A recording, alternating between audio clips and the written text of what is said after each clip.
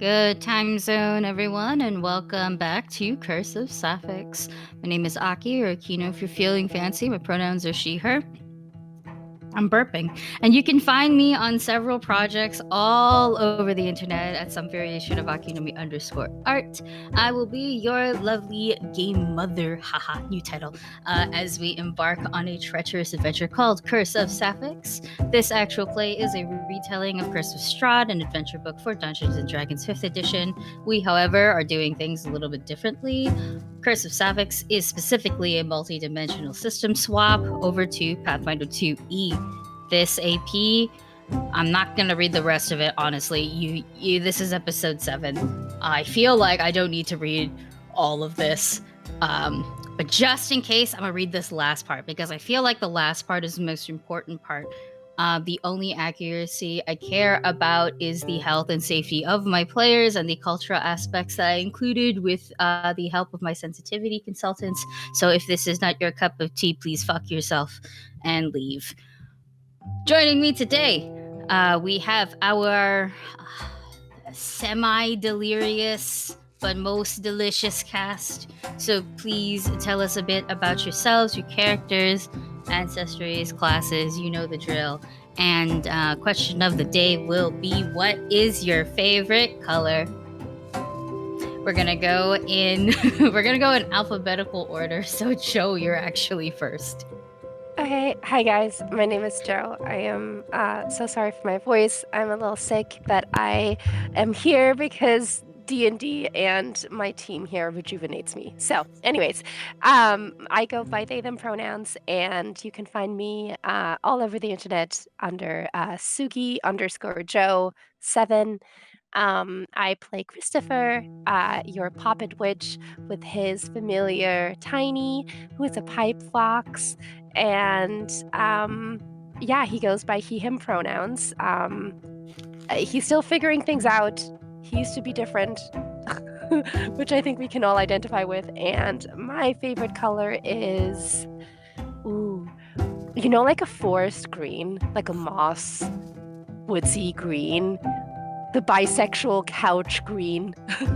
That is the green that is the green that I love. I don't know, for Christopher it's probably something like the blood of my enemy's red. I don't know, but I'm just assuming that's it. We love toxic masculinity. Josephine, you're next. My favorite color is toxic masculinity. I am Josephine. I'm at Scary Dog Friend. I am playing Maria, the Beastkin Fleshwarp Cleric. My favorite colors are the traditional quote-unquote primary colors, even though in the art world there's a lot of contention about whether or not red is a primary color or not. But red, yellow, blue, love those. And for Maria, definitely white or pink. Oh fuck! There you go. Mandy, sorry, I'm getting used to turning my mic on and off like this. All good. Hey everybody, I'm Mandy, or TheMandii, as you know me all over the internet. That's THEMANDII. I am playing Ellie Glassera, the Kitsune Bard / Summoner. My favorite color, and actually, also they, she pronouns. Ellie's pronouns are she, her, and same favorite color for both of us, purple. And sorry, I'm also recovering from illness. I am Mimi, also known as Michelle Jones, and I am here playing Aisha Akinyemi, she, her pronouns for both. My favorite color is also purple. I love a deep, dark royal purple. Aisha's favorite color, probably black. If not black, then gold. My favorite color is pink. Nobody would have ever guessed. Nobody asked you. No idea. I just want to say my favorite color too. Strawberry color is gold. Question though, Aki, if pink wasn't available, what would your favorite color be?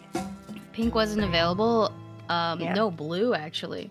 I'm a blue Really? girl. Yeah, I really like blue as well. It's just I've surrounded myself with more pink and more lavender purple a lot as well. Like those are kind of my color combos actually. It's just way more pink right now. But yeah, no, I'm a blue girl. I almost always pick a blue team as well. I'm a big blue fan, which is Is it because you like hilarious. water? I'm thinking Pokemon. No, but I do really like water. I have written like a 5-page essay about water and why I liked it before for an assignment. So you're not wrong. Nice. I love the sea. Where's the PowerPoint? I want to see it. And the sea loves you. But do it for real. Maybe. Do it. I'm Okay. sure. Found your Davy romance Jones on calls to edition. you. Glasses of water.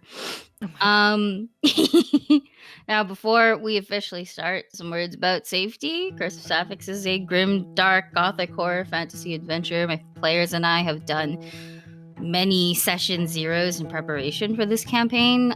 If you want to see the content warnings, there should be a little command button thing that you can type in chat to get the full list. And yeah, just keep yourself safe.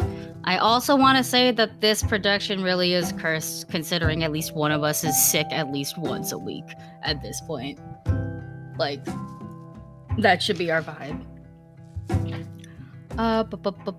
Okay, we're gonna do our recap once again for an extra hero point. Who wants to do the recap? My one note is that Tiny can read and write. I love it. That's what you wrote down. Honestly, same. Also, quick question about the hero points. Do they transfer over from game to game until we use them, or are they only one session specific? So, everybody gets one hero point like that, and then the additional one will only be for this session. Yeah. So that way you can't have like 20 hero points.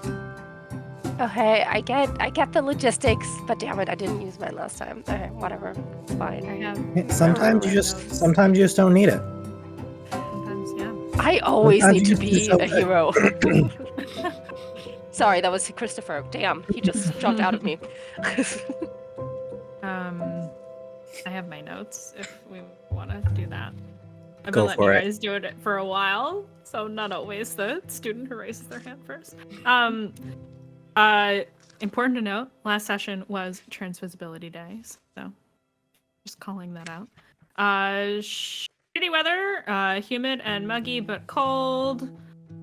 Smelling death. We were smelling death. There was a body that was ravaged by wolves. We found that the soul was not present, if I'm recalling correctly. And then we were talking about how souls work in Barovia, in that they are basically just recycled because they don't go where they're supposed to go. Howling in the distance. We learn more about Christopher. My notes also say Tiny reads and writes. And then my notes say pipe foxes are magical, shy, scholarly creatures, good at languages. Insane. Christopher freaks out at Ismark and Irina because of the letter that we found on the body, matching a seal that was on a letter he received previously before ending up in this form, before ending up in this space.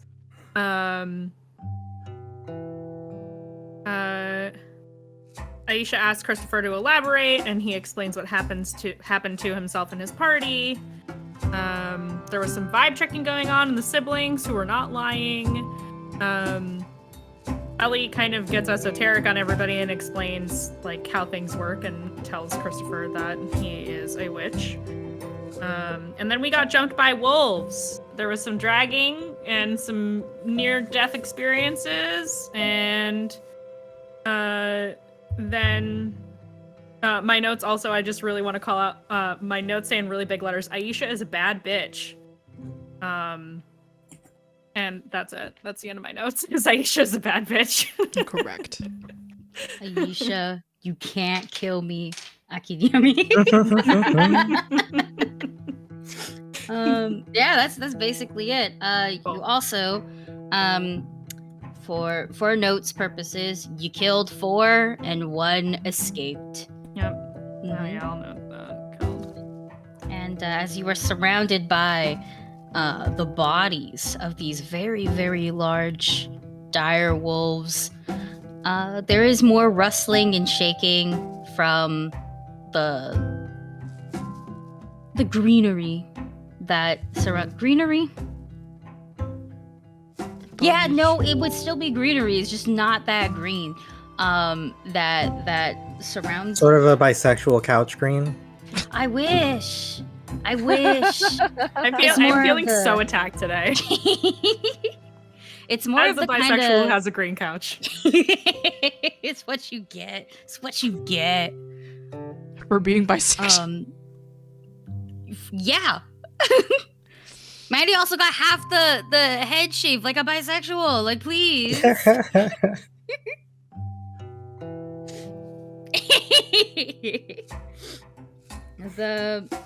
God, what the fuck was I saying? It's a type of green in Barovia. I think the type of green that you're gonna see on nature, despite it being very nature heavy, is that kind of green that's also in between brown.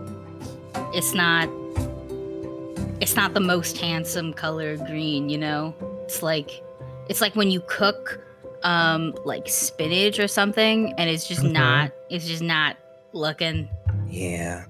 appetizing. Yeah. I'm sorry. I wanted My- to eat the grass. You should not eat the grass here. What the fuck are you doing? I'm sorry. My bearded dragon is doing something really weird. Like weird, like you need to address it and deal with it. I don't know if I Like, need you to. get up? I'm gonna get Go him just check to on her. check. Yeah, go check on Yeah, her. but I also Yeah. gotta approach her like not quickly, because if I Yeah. approach her quickly, I'll scare her. 1 second.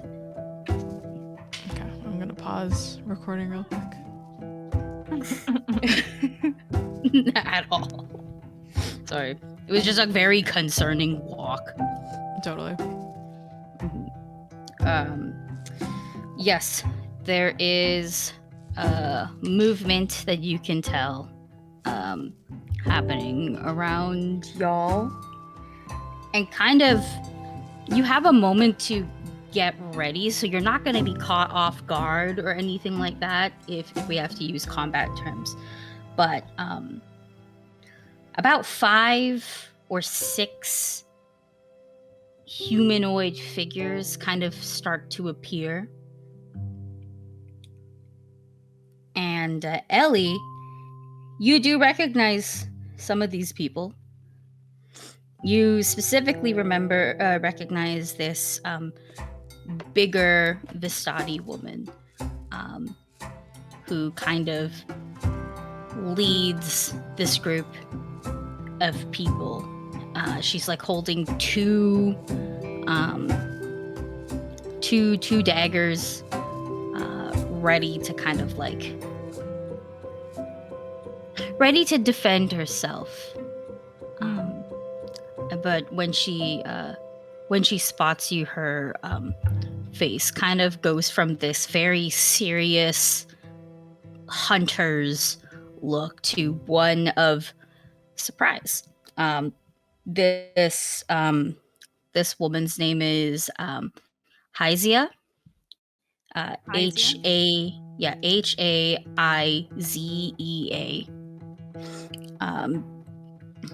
She is a sylph, and she keeps her daggers still drawn, but she makes eye contact with you and goes,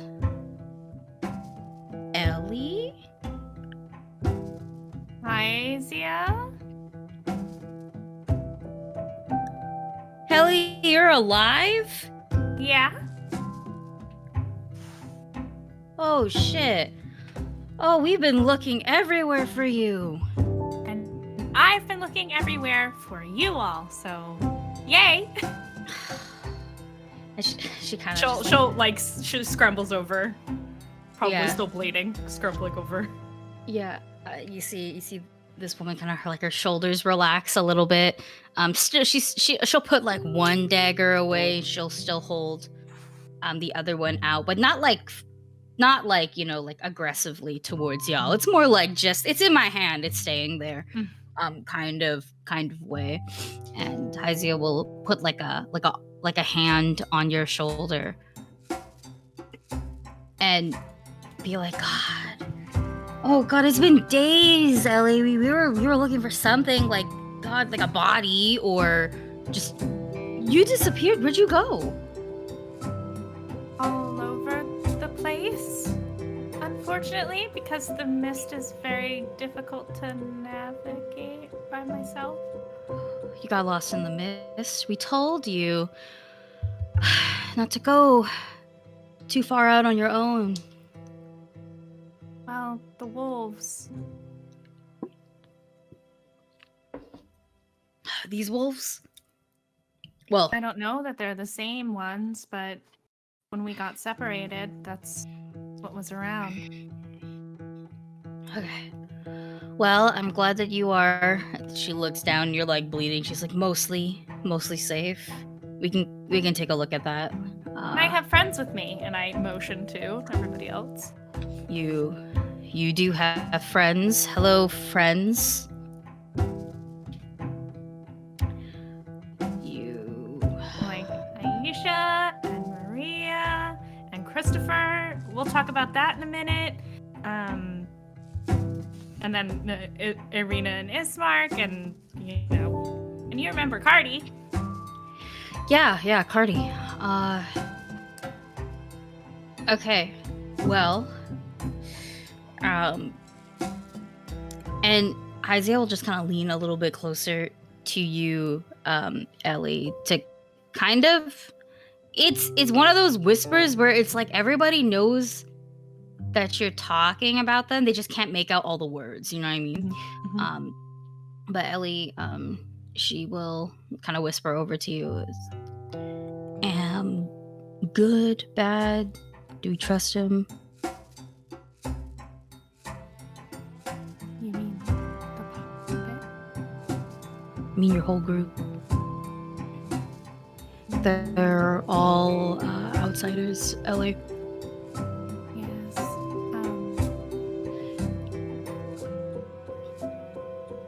I guess I haven't really thought about it in that context. We all ended up together, and they've all been very good to me. I can at least vouch for that much. Okay. Izzy will just kind of move back a bit, look at the rest of you and be like, okay, well, we can take you to our camp for the night, get you all treated. If Yes, it madam. helps or aids you, I'm at the very least, I am perfectly content providing my services. Hyzia's not too alarmed by your appearance, Maria. I just want to outright state it. But you're still, I think you were on all fours, and then you're gonna stand up now. Yeah. So Hyzia went from seeing you on all fours, like kind of like full beast mode, and now you're like, Oh yeah, that's Just the nicest voice. yeah, it's a very nice voice. We weren't expecting that. I kind of lean over to Hyzia and I whisper in her ear, she's my favorite one. I like her the most. Uh-huh. Okay. Well, I mean, we're always open for trades. And clearly you can all take care of yourselves protection-wise. Our camp is a lot safer than these crossroads, so and yes, Madame Ava is always with us. We just heard something a little too rowdy close to our grounds. So Oh, that was me. Sorry. yeah, no, it's fine. Because and Isaiah looks at the four various states of direwolf on the floor, which by the way, the other Vistani have been like kind of staying close by y'all. They're not kill circling you or anything like that. It's more like if we were gonna like jump, we'll jump as a unit. But they're not jumping now. Now, like some of them are like kicking the direwolf corpse. Like, what the fuck? Because I'm pretty sure some of them are like really fucked up, whereas Some of them others are are blown like apart. yeah, some are like ripped, and then others are like pretty intact. So 2 are smashed with a giant hammer. 1 was bitten to death by magical blood. I don't remember what took out the last one. I think I Was it Grim exploded Tendrils? there was one definitely like exploded, and then I know that Christopher did precision like strikes. So there's one that's like fully there.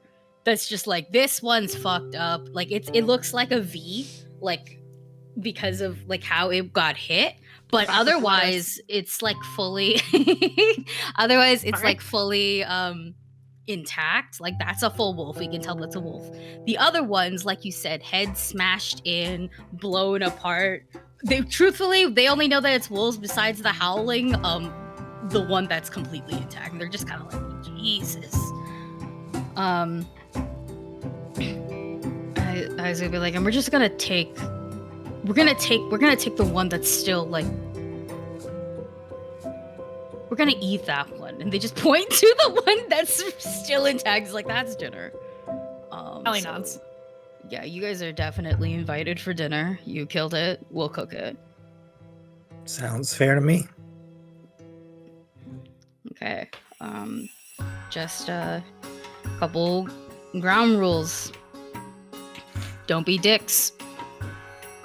And respect the space. And respect the madam. That's it. And I know Understood. it goes without saying that I bear full responsibility. Yes, you do. But I don't think. I think the most that y'all are gonna do is just startle a few people, and like the eyes just go from Maria to whatever the fuck Christopher is. Because I need you to understand, Christopher is a little wooden puppet on top of a fox snake. Yeah, Aisha, full deadpan, just like, what would be startling?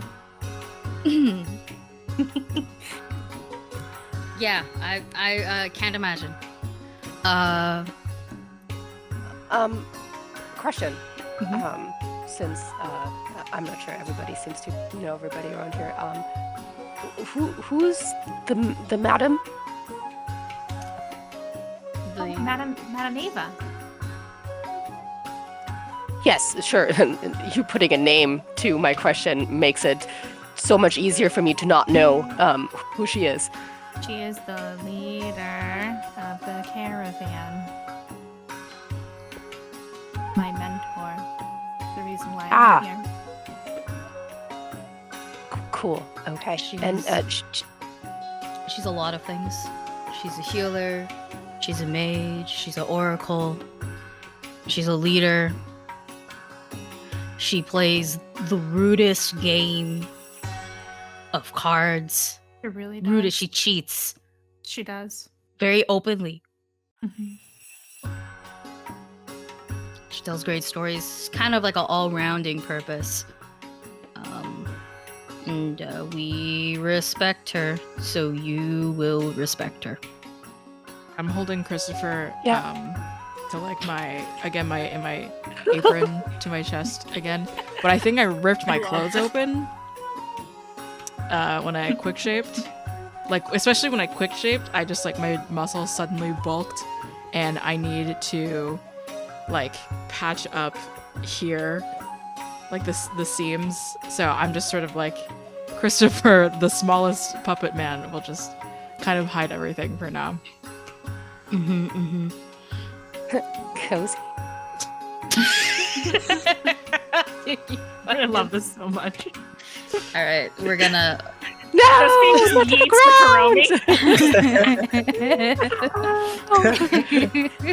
ground! It's not cozy anymore! Izia Oh will my god. will nod, and then she'll whistle very sharply, and some of the other Vistani will basically lift up the wolf, the one that's still fully intact. The rest of it, it's like for the crows, for the scavengers, because it's all over the place. I want to say that like 3 guys go to like pick up this direwolf and are kind of struggling with it, and I just like, I got it, and just throws it over her shoulder. Yeah. I will say it is definitely like heavy, like you know what like a medium-sized wolf feels like. This one is pretty fucking hefty actually for a regular wolf. I mean, you already know that it's a dire wolf, but I would say it's a little bit heavier than what you're used to for dire wolves as well. Like this is a little crackhead wolf. You know, this one's really jacked, really roided up, and I will allow you to keep that for your as you're like, you know, because you're a seasoned professional. You would pick up on these little finer details that, besides the smiling and the clear pack tag, not even pack tag, just the clear killer instinct with all these. If you had any doubts that these dire wolves were not altered in some way. Yeah, these are like manipulated creatures. Heavily. And honestly, something's feels they're natural for the most part, but something also feels very like unnatural about them. Like maybe dire wolves are not supposed to get this big in an area that is supposedly filled with wolves, so there's other like predators that kind of match them in this entire area. You know, it's like if you've ever this is a really weird thing. It's in Pokemon Sun and Moon when they had totem mons and they were like 10 times the size of what they're supposed to be. Think like that. Like there is something has made these dire wolves bigger and stronger than what they are supposed to be. And you can feel that in the weight of what you're carrying. The other Vistani are like, You get 1 or 2 whistles as you walk. They're not really cat collie whistles. It's more like, why are you walking downhill by yourself with this gigantic wolf on your back? That it's just impressive at this point, and they're pretty vocal about being impressed. I want to be clear that it's not like easy for Aisha to do this. She's like straining a little, but it's also just like, I'm doing this to establish dominance. I believe it, and I enjoy it. You are going to be led to off to the side, kind of towards this towards the camp. I'm gonna read this little. Oh shit! What the fuck is that? Okay, that scared me. My bookmark scared me. I'm gonna read this little thing right here. The road gradually disappears and is replaced by a twisted, muddy path through the trees. Deep ruts in the earth are evidence of the comings and goings of wagons. The canopy of mist and branches suddenly gives way to black clouds boiling far above. There is a clearing here, next to a river that widens to form a small lake, several hundred feet across. 5 colorful round tents, each about 10 feet in diameter, are pitched outside a ring of 4 barrel-topped wagons. A much larger tent stands near the shore of the lake. its sagging form lit from within. Near this tent, 8 unbridled horses drink from the river. The mournful stains of accordant clash with the singing of several brightly clad fingers around a bonfire. I said figures around a bonfire. A footpath continues beyond this encampment to meander north between the river and the forest edge. This is what you see. I will add a little bit more to about this encampment. The tents, they are bright, they are colorful. They are not here for camouflaging purposes. They're like here to be seen. Please think as if they were ready to set up shop somewhere, but move it around as well. It's very eye-catching. It's very colorful. You can even hear music going on as well. Bards, minstrels, whatever is happening. You smell seasoned spices, meats, things are happening. There's definitely a fire going as well. There's actually a couple fires. There's a big bonfire, and then there's a couple other ones that are kind of just there for even more light around this camp. Actually, despite like the thick fucking darkness from the clouds that are just kind of huddled over the area, this place is very well lit. Actually, I would say this place is so much more warm and inviting than the damn village you just came from. When the other Vistani see Hyzia and the rest of y'all, they're pretty vocal and welcome you all in. And then when some people see Ellie, they get a little bit more excited, like, she's alive!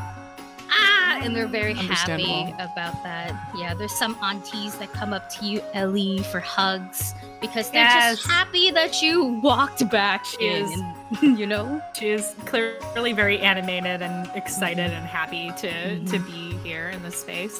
Yeah. You get from the older aunties, you get your face grabbed for forehead kisses. This is not negotiable. They like brush your hair. They push your bangs back just to be like, oh, she's all there, just like how we remember you. To which now the rest of y'all, despite your odd appearances, you are also getting some welcomed here. You are also getting some touching here going on. Some of the aunts who are happy that Ellie's back clearly recognize the rest of y'all. You're all getting the cheeks pinched. You're getting like auntie kisses also on the cheek and forehead if they can reach. Someone sees Christopher and puts a little Christopher, you get like paint or something like that kind of really nicely put on your head. Just kind of like, just like good boy kind of thing. They're just real happy that Ellie was brought back safely, and they kind of recognize that Ellie brought back friends. Fucking Ismark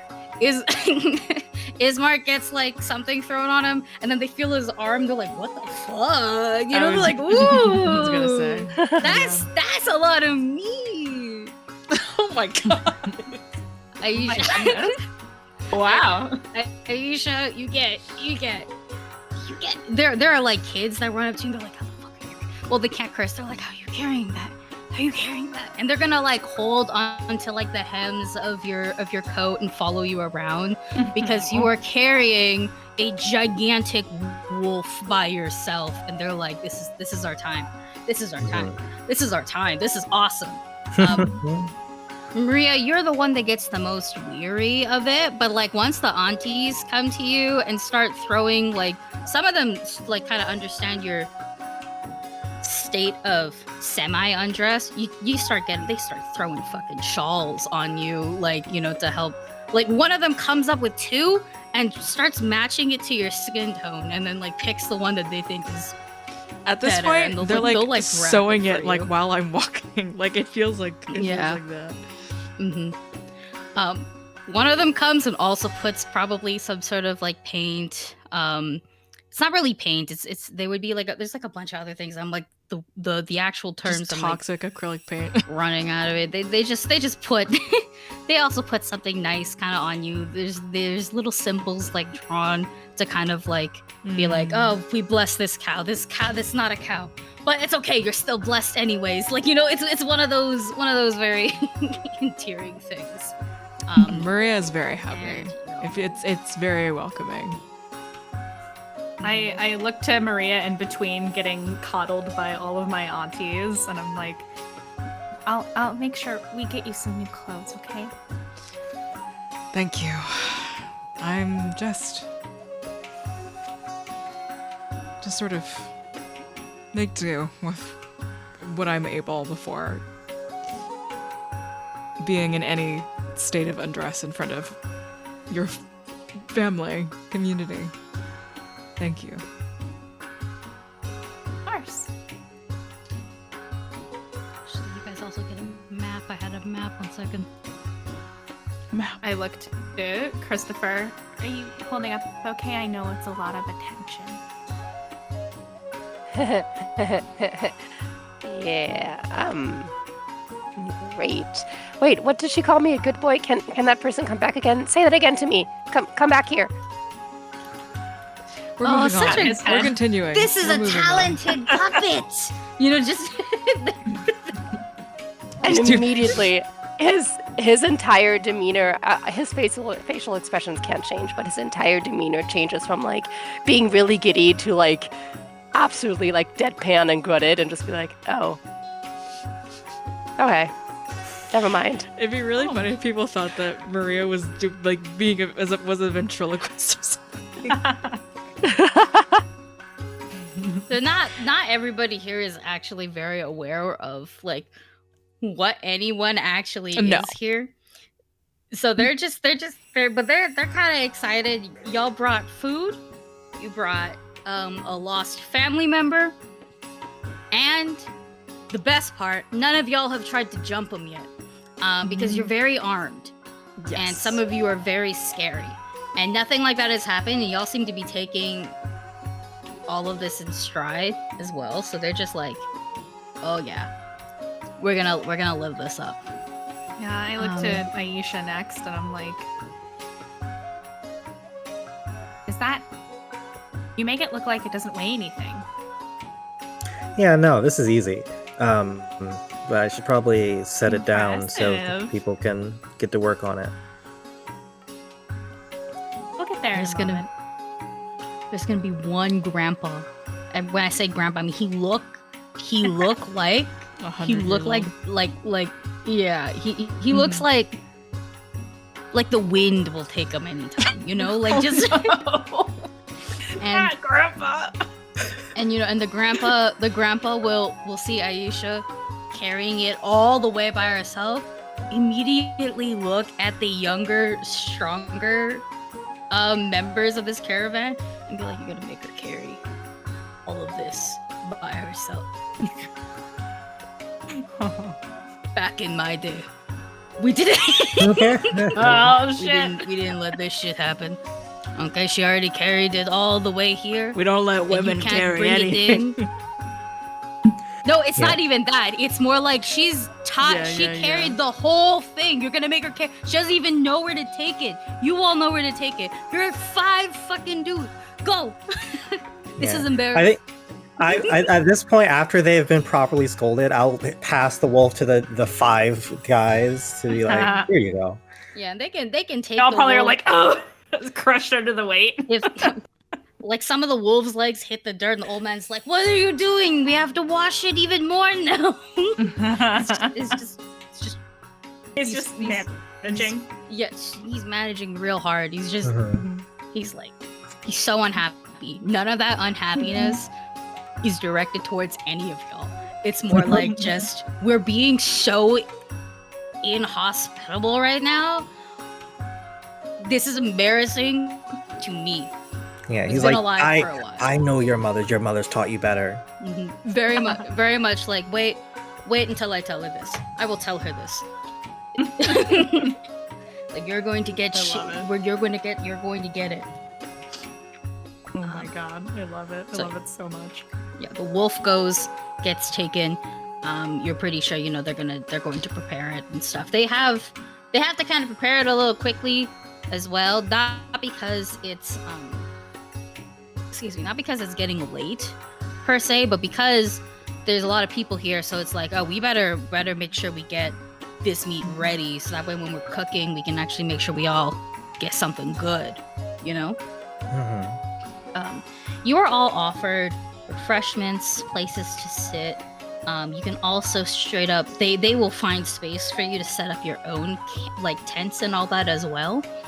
So that way you are still within their encampment. Some aunties will straight up tell you where to not go. Like, don't go too far to the left. If you see the friggin' dandelions, the bush of dandelions, that's way too far. We don't touch that bush either. Like, it's very much like, here's our perimeters. This is how you stay within our campgrounds. That way you're safe.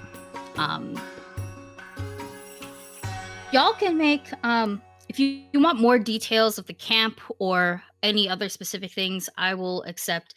I will accept Mandy shaking her whole camera. Perception rolls are good. Society rolls are good. You can also just pitch me a skill, and I don't mind. Hey, natural 20. Mm-hmm. Natural what? Natural 20.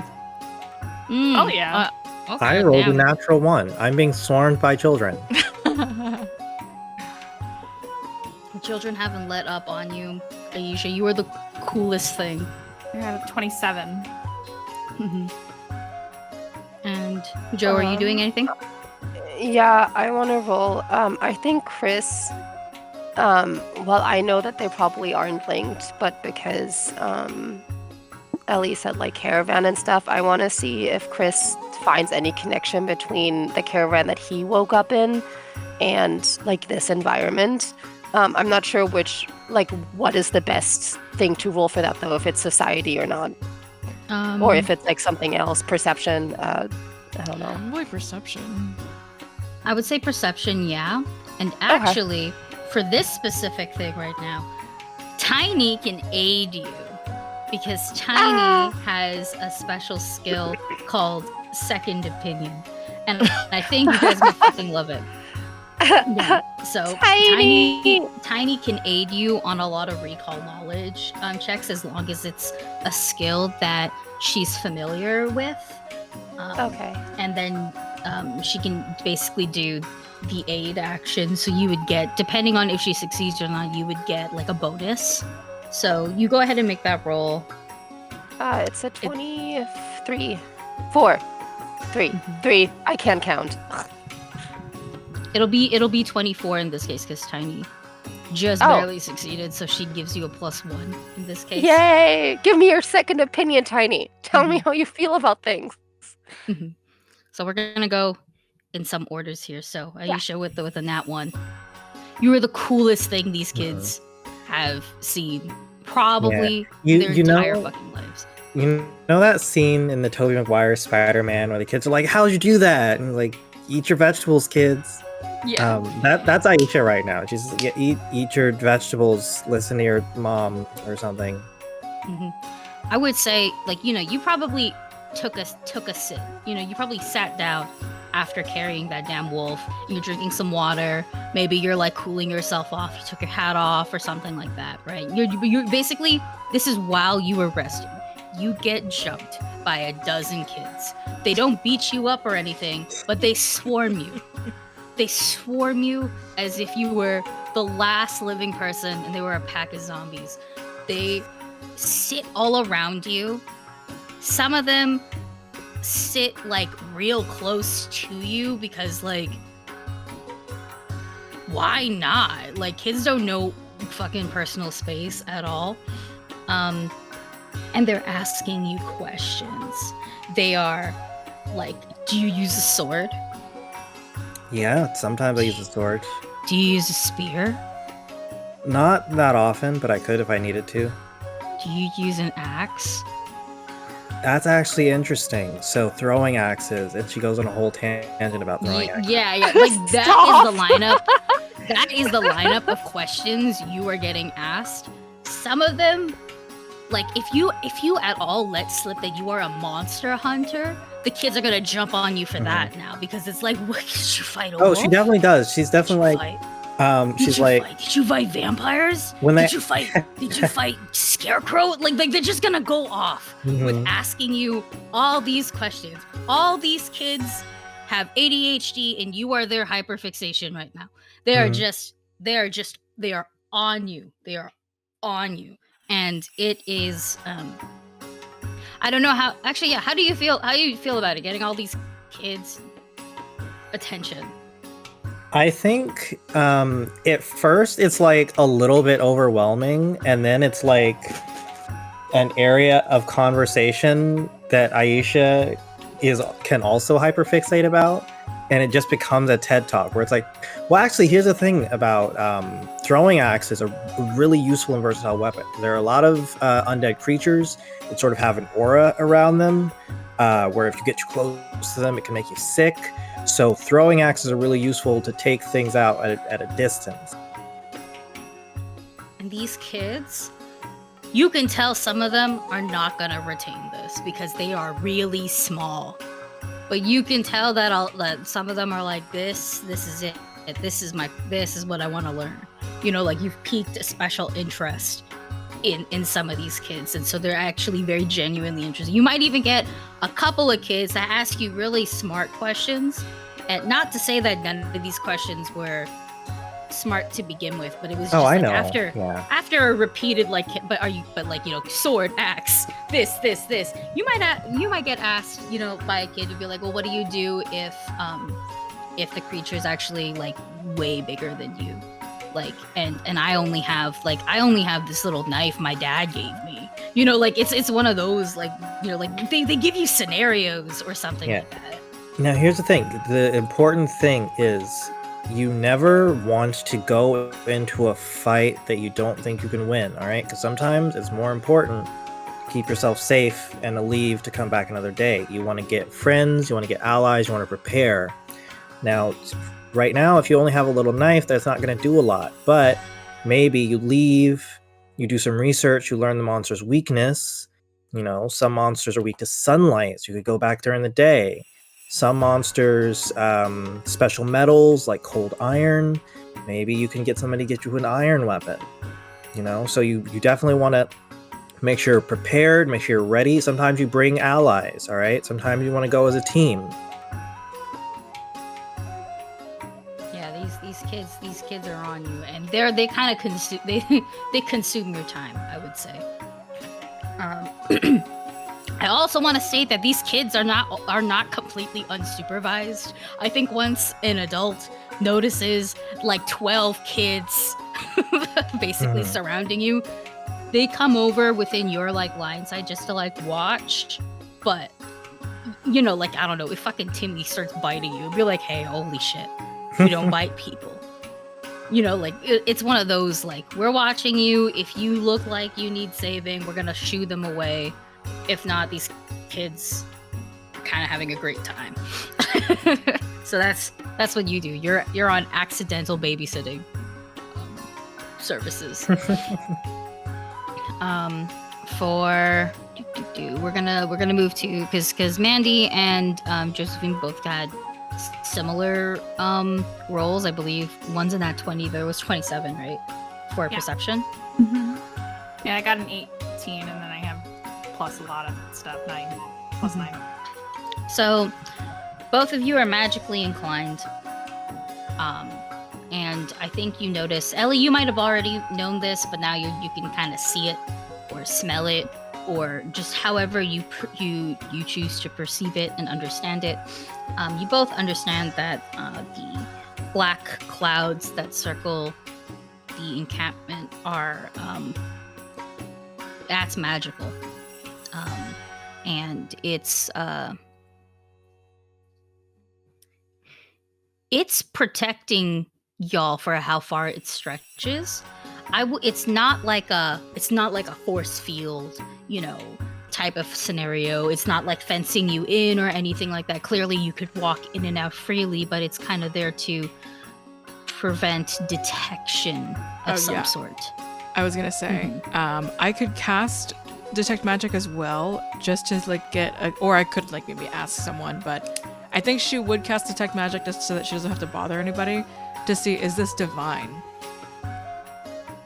Yes. Okay. Yeah, it's divine. And actually I think could I get because- like a sense of like whose domain exactly, or it like I was gonna say you this is actually you see this is Lamashu's doing. You know, because you know your goddess. So one, it's a nat 20, and two, you know your goddess and the way she works so intently, so you recognize her work. I would say that it is a little bit similar to how when she was protecting your camp, but for you it was the fire, and wherever that fire's light touches was your perimeter of protection. In this case, this is way above the fire. This is way stronger than that. So you're pretty sure, you know, it wasn't necessarily either someone here is a very high level like cleric of her, or they have a way to invoke her protection at a much higher level than what you were capable of doing. You do also understand that it is it's not, I would say, like you totally see that it's her, but there's something else that's like lingering up there. It's not like it's not living. It is almost like it's slowly fading away. There is older magic up there. And you don't know what that is. Yeah. Continue, sorry. I definitely go to Ellie and I'm just sort of like, I would love to meet this madam sooner. If you're meant to visit her sometime tonight. I definitely very much want to see her. So if you would like to accompany me, I'm sure she would love to meet all of you, really.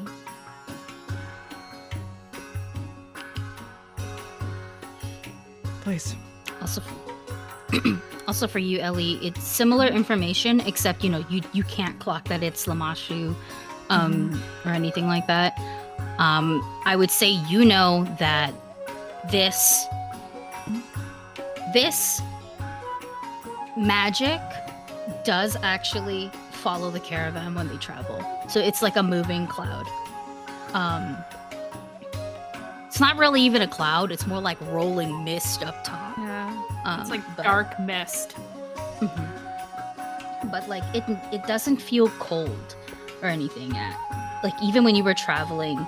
It definitely doesn't protect you from the weather or the elements like that, but it's just, you know, like it looks ominous as fuck, but you both know you do not feel that. You know what I mean? It just kind of looks unpleasant.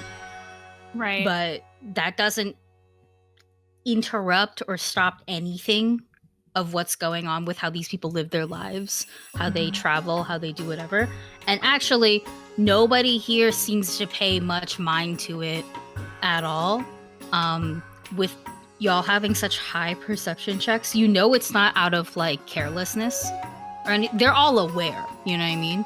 But it's like how you know the sun is up there, and it's the sun. It's just a natural part of the caravan for me. Yeah. But I would say, Ellie, you know that it's magical, it moves, doesn't protect you from the elements. But you have never been jumped by wolves, ever. You have never, if there were dangers around you, you send people out, like a big hunting party out to deal with that. And you might have even been a part of set hunting parties and stuff like that. And so you also know that the Vistani here are very capable of fighting. There's also a lot of Vistani here that are very not capable of doing that. But there are people that get trained and they can. you're like, you know that Hyzia, for example, is very trained, and the group that she was with is very trained. If they wanted to jump you, they could have jumped you. Yep. They just chose not to because y'all also proved you were formidable, and you do match their numbers in terms of like having Ismark and Irina with you. So they're smart. They can take stock. Oh yeah. Do I notice anything different? Different? Like with the camp? Yeah. I know it's only been a few days, technically speaking, but... Yeah. I would say, like, you know, if you were to walk around and take stock, everything looks very normal. Like, this is, like, just another day. Okay. They look like they've been staying put here for a hot minute. And if you were to ask around, it's because they were looking for you.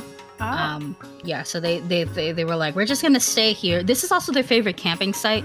This is like their site, so they do come here often, but they're like, we're going to extend our stay just in case, because if Ellie knows what this place looks like, so maybe she'll come back on her own.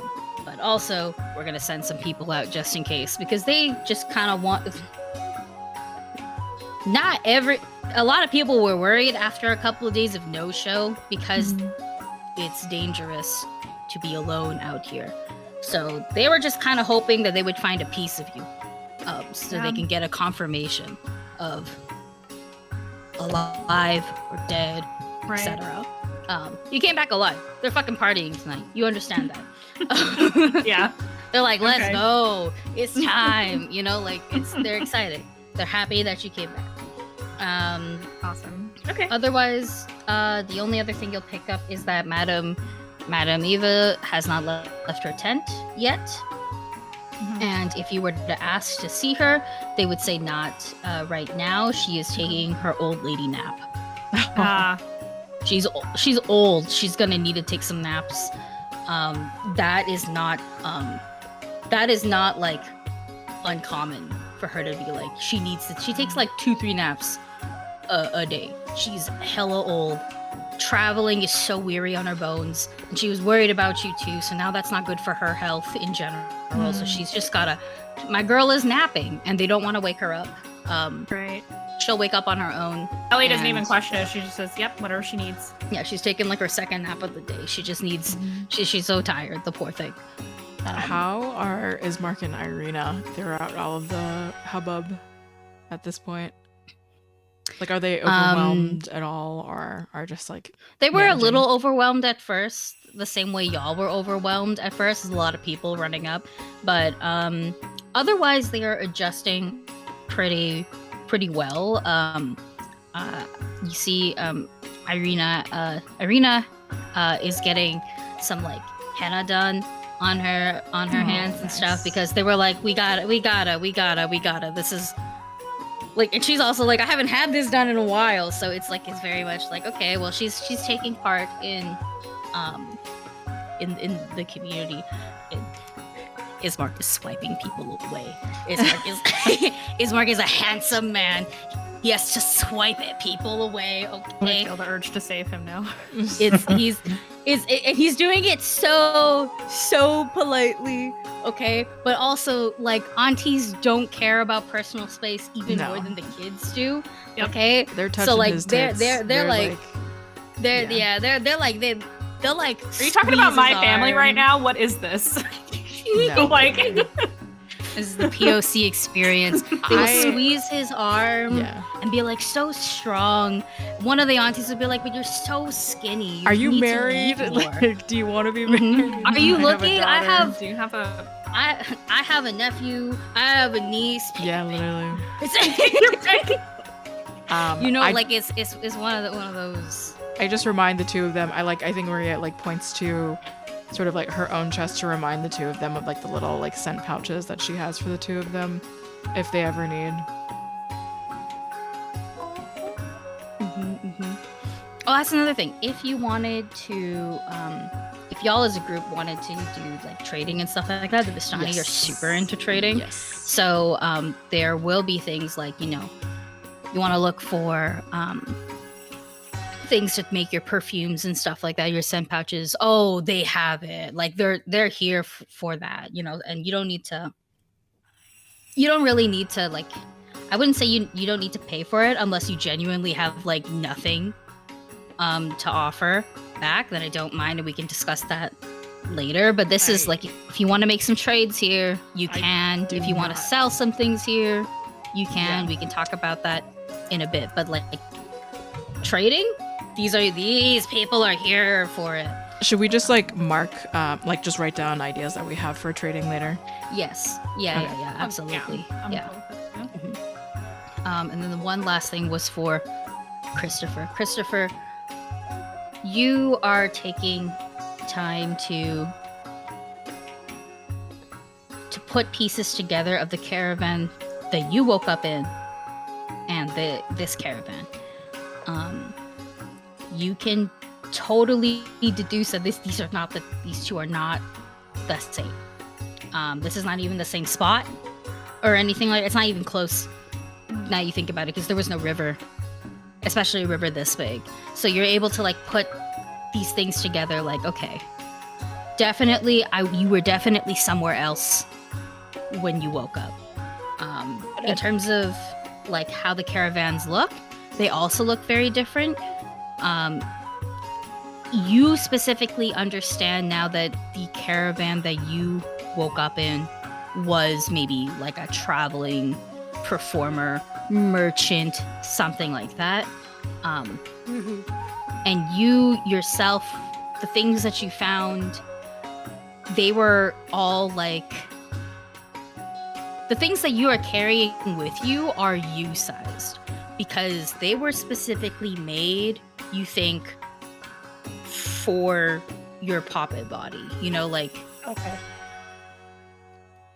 perhaps the body that you currently inhabit was a part of like a puppet show or something like that. And actually, I think you realize this once you see maybe like there is a puppet show that's going on for the kids that the Vistani are doing. And obviously their puppets look way different from what you look like. But you just kind of are able to put two and two together, like, oh yeah, of course there would be more outfits and stuff like that are me-sized right now, because we'd change clothes and shit, so that way we can have different outfits for different performances and stuff like that. So things like that make sense to you a lot more now.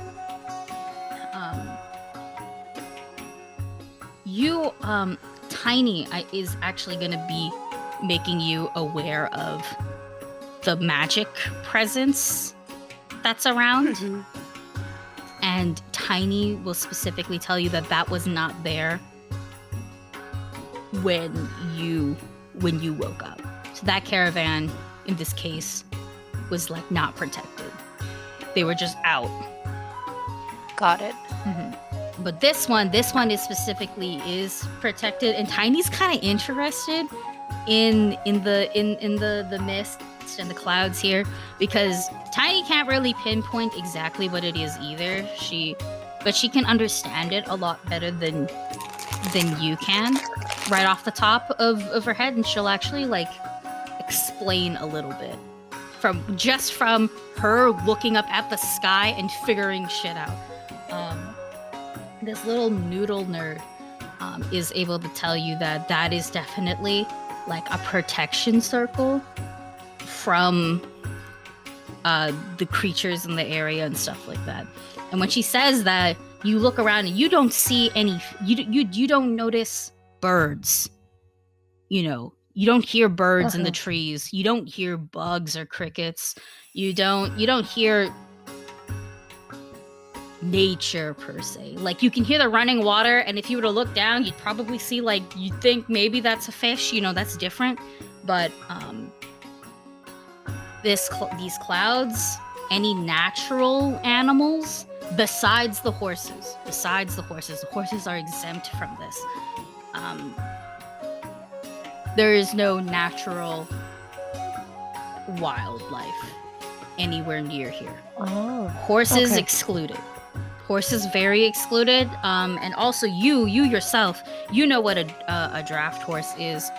you know that these horses are pretty big and tough. If you were to like go near one, these horses are not skittish at all. And you've been around horses that are scared of their own shadows, you know? You've totally like had some horse. When I say had, I mean like I don't think you grew up on a farm or anything, unless you did.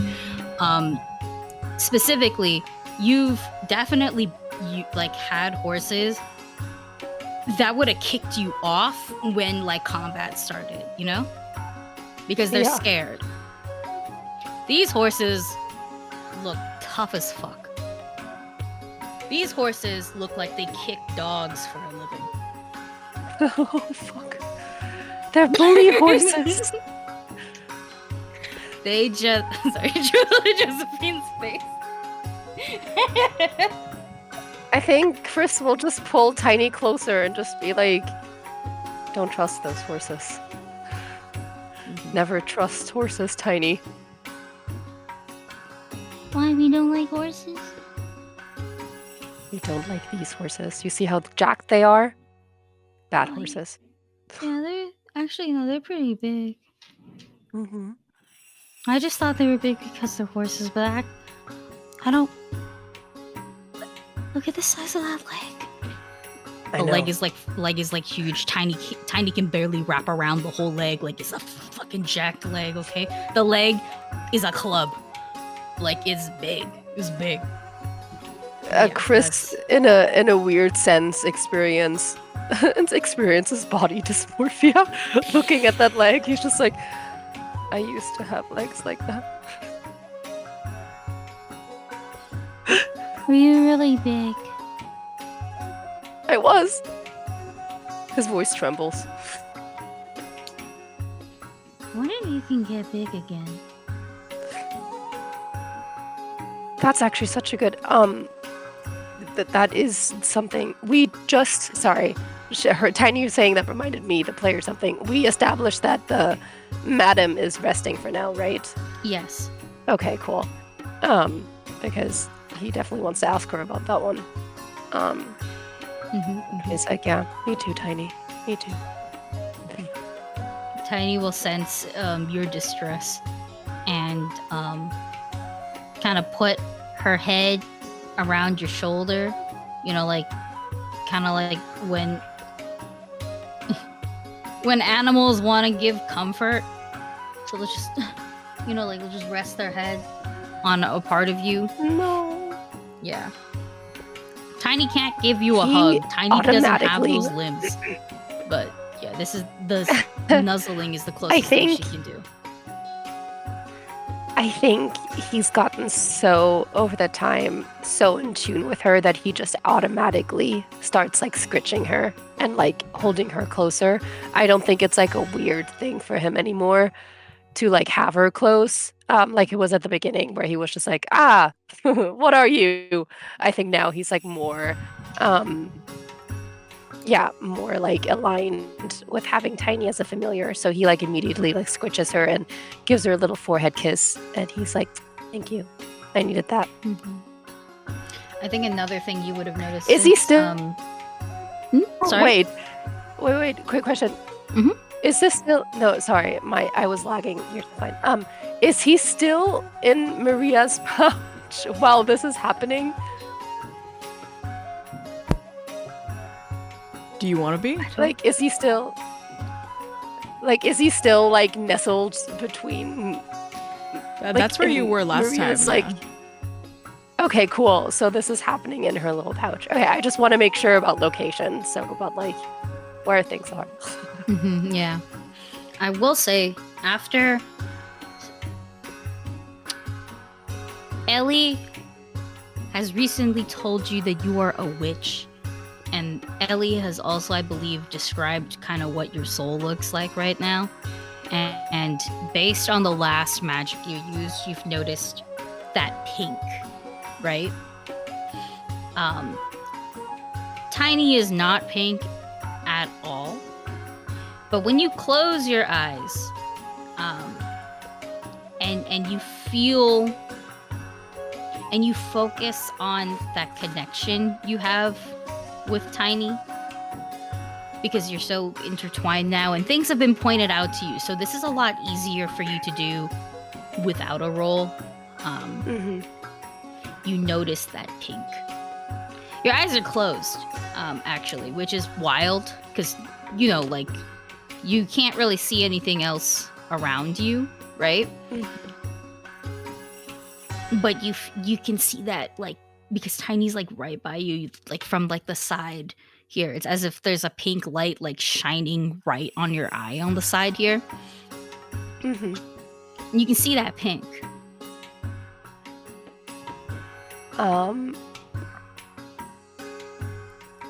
I think and it's only like while I'm like holding Tiny, right? Like having her close. Having her close really helps. Yeah.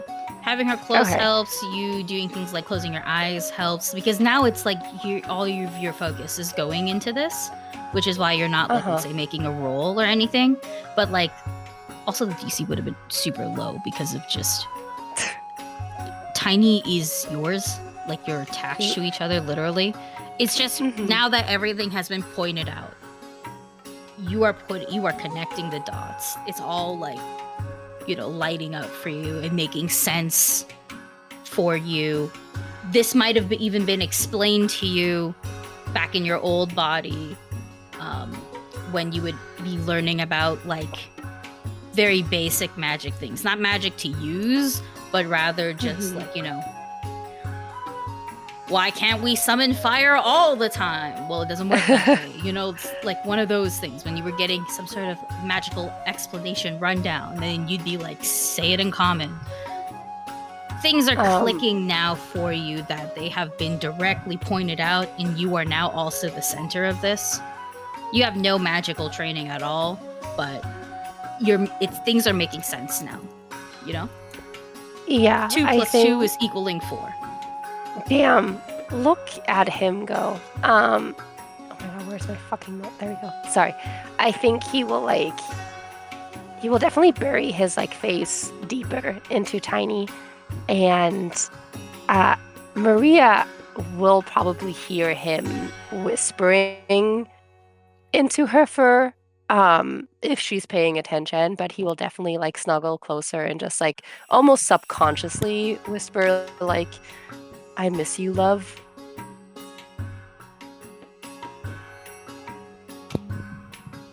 And I think he will like keep his eyes closed for as long as he can. I'm just holding 2 babies in my arms right now. No, did you get an extra stuffy for that?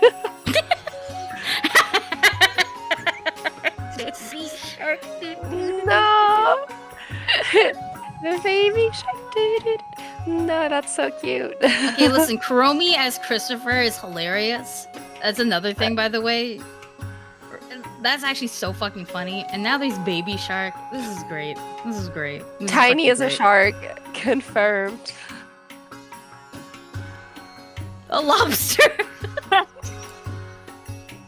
You have a crustacean.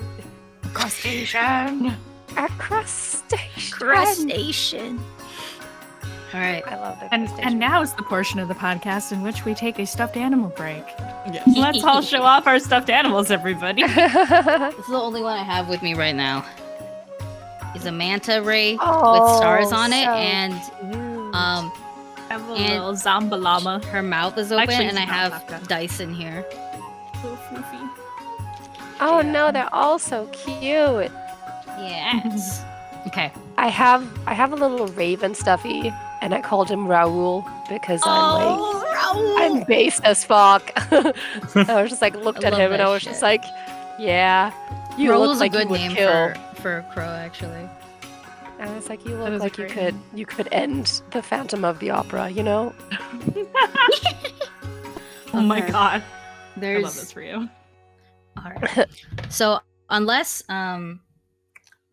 there's anything specific else you guys would like to deduce right now, which I think you all think y'all are pretty full right now. We gotta wait for Grandma to wake up. You will all be I have to you'll go all save be Bismarck from all the aunties after this. I think what will happen is Hyzia will kind of gather y'all. So including Irina and Ismark. Irina, who has to let her hands dry now because of all the Mendi on it. And she got them all done like real nice. Like it's on both hands, front. The queen. Yeah, like front and back. Like it's done really nicely. And she seems like really happy about it. She's like, yeah, it's been a while. And Ismark gets saved. Ellie, you wanted to save Ismark, right? You said you were gonna save I Ismark. want to. Yeah, Okay, I so- see him getting bombarded by the aunties, and I'm just like, haha, you're coming with me. Goodbye. The aunties see you steal that ripe, handsome young man, and they go, huh? Uh-oh. That's a good pick. That's a good pick. That's a good pick. That's a good pick. Stop! Yeah, They they're remind me. staring. They remind me of the grandma in Mulan, who is just like, if you're not gonna marry her, I will marry him. And I'm just like, okay. Sign me up for the next war, you know? Yes. When is the next wolf ambush? I'm gonna be there.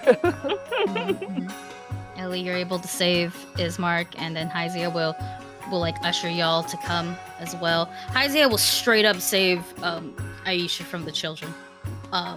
Like it's like that's enough. Yeah. No more questions. She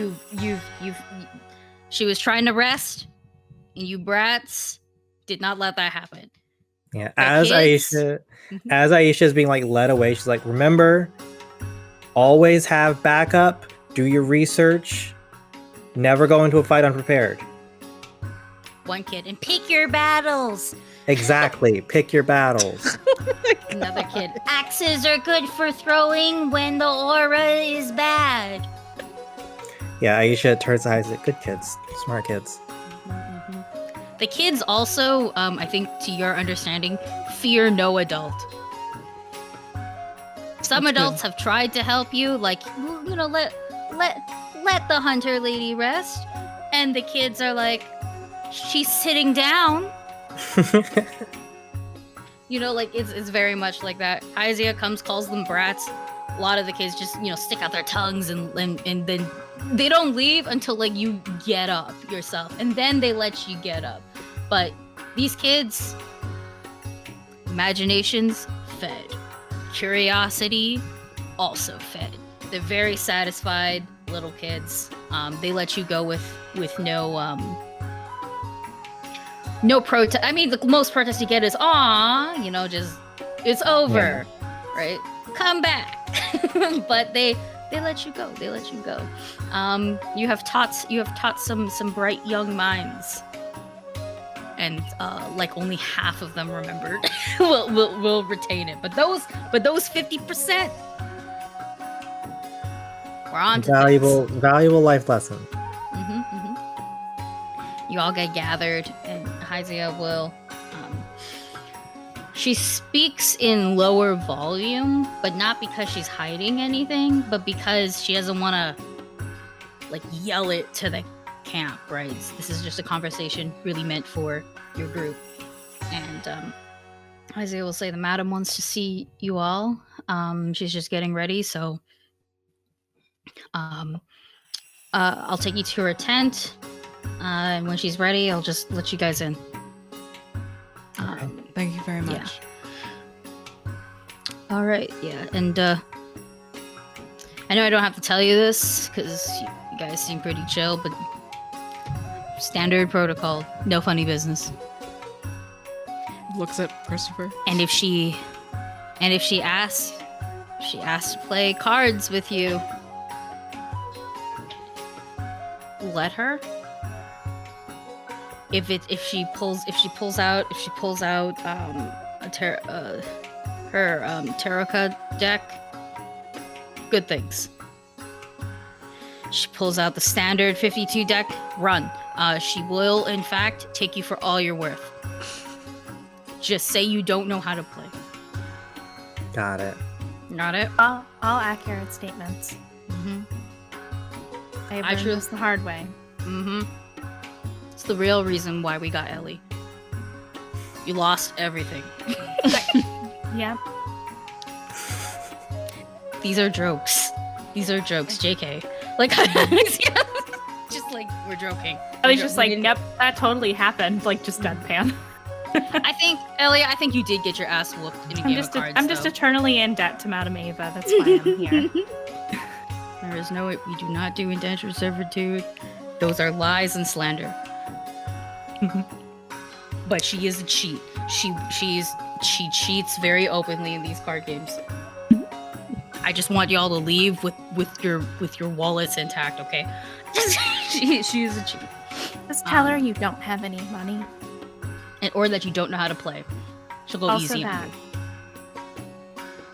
I don't think any of us have any money, so I suppose that's to our benefit for now. Yeah, no, I didn't exactly stop by the bank before I got sucked into another world, so I'm kind of tapped right now. Got sucked into what? That's we're gonna take our break.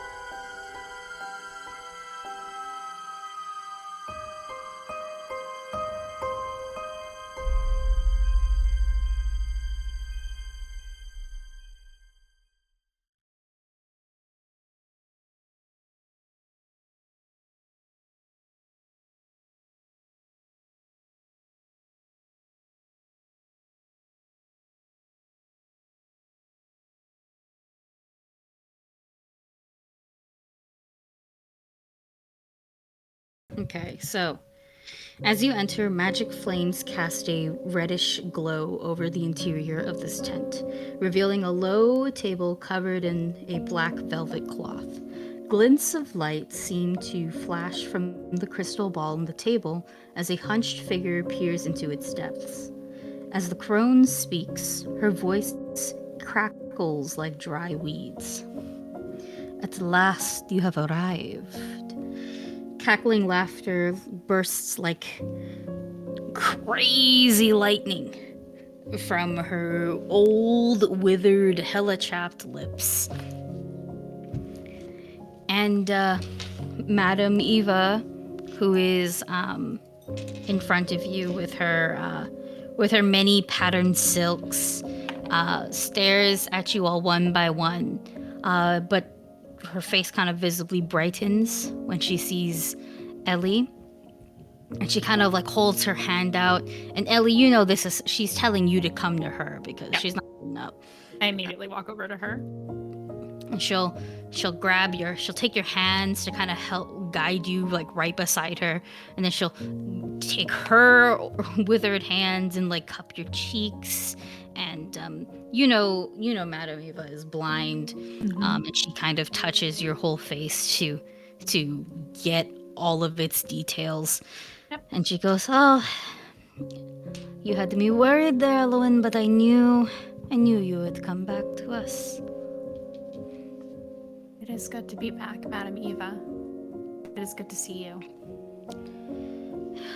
It is very good to see you, and I see you've brought your friends, Maria, Christopher, Ink Wolf, and the one who is the most far away from home, Aisha Akinami. And you've also brought the siblings? Yes. Oh, what an interesting group you've brought me. How did she know? I am wise beyond my years, and my years are many. That is the answer you wanted, yes. I sort of whisper to Maria, they did say she's an oracle. And they are correct. Now, you've come here with questions. I can give you answers. You've also come here looking for guidance. I provide much of that. And Hyzia told you not to gamble with me. That one required no fortune reading. I could hear her outside my tent. But that is fine. That is fine. Nobody can beat me at cards. And I'd rather not take you all for what you are carrying. You have a very long journey ahead of you. It's true. All right. What would you like first? Would you like your current questions perhaps answered, or would you like direction? I think first we need to travel to Villaki and farther, and we need a way to do it safely without getting swept up by the mists and dropped who knows where. Oh. Well, sadly, the only real and true way to get by before those mists take you is by caravan. And we could be persuaded to part with one horse and one wagon, but that is a little beyond me. That is something you'll have to talk with Hyzia and some of the others here. We are a big group, and we do need what we have, but maybe we can help. Favors for favors. We are very into trading. And I know that you are all very capable. Especially you, Monster Hunter. Favors for favors sound fair. Lovely.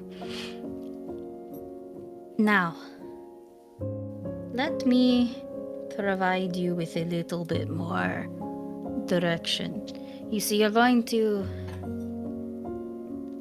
besides your little fetch quest, and she like tilts her head over in the direction of the siblings. I believe you will all be visited quite a few times by the Baroness Strahd. What are your intentions about that? Ideally, eventually, to kill her. Is that a group consensus or just you? The most I'll natural thing go ahead. is for her to die.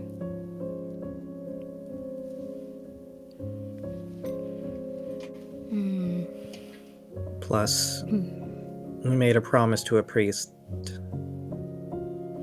Oh, you've promised the holy man. Well, then you're going to need for me not to be banging my bangles on this fucking table. You are going to need a few things, actually. You're going to need a tome. You're going to need a holy symbol. And not just any holy symbol, a very specific one. You're going to need a sword that harnesses the power of the sun. You're going to need allies, which I seem to think you are proficient in doing that already. And lastly, you're going to need a location. These are things that I can help provide as long as the universe wills it. Are you interested in those? I am. Sure, yes.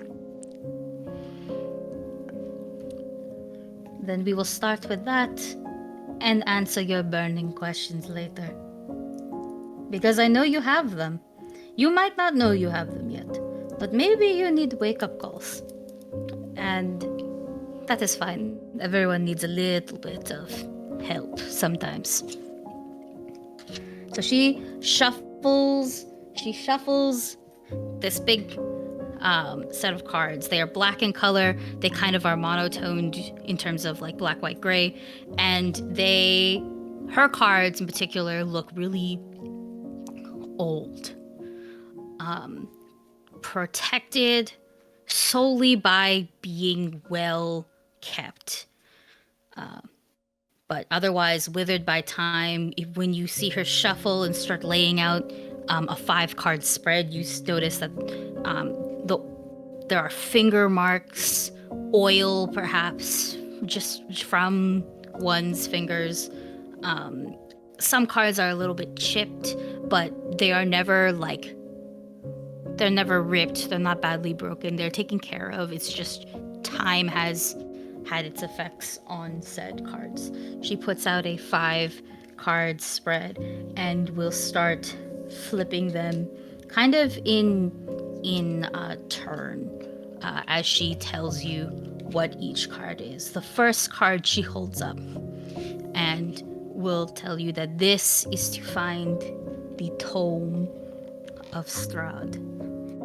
This card tells of history. Knowledge of the ancient will help you better understand your enemy. Now you gotta bear the fuck with me because I shuffled them. I did it how you're supposed to do it, and so I now have to do a thing. Do I gotta do a thing?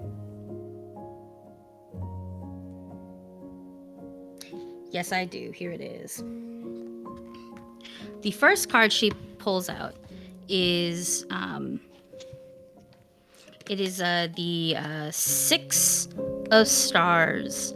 It has a picture of a feminine figure kind of throwing her hands up in the air in front of this pot The pot itself is like made out of clay and holds 6 stars in it, and there are mists or fog or something boiling or burning from within it that you cannot see the contents of, but you do see its mist kind of form in the air around and behind her. You see Madam Eva kind of like take this card and take a really big, deep breath as if she were consuming the smoke that is in the image, the illustration of the card itself. Like she's taking a big, deep breath of whatever it is. You see her eyes kind of not like blink really fast before she looks up and looks at you and says, "You must search for the crypt of a wizard, ordinaire. His staff is the key."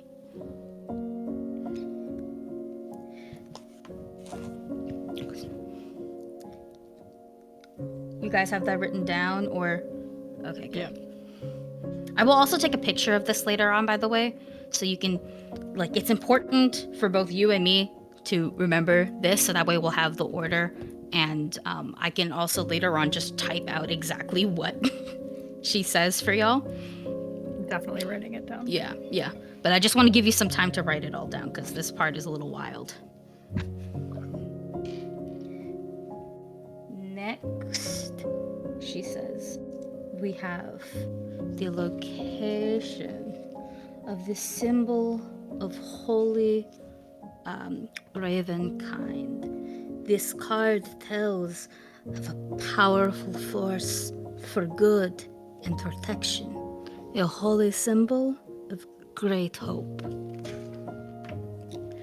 Now I gotta find it.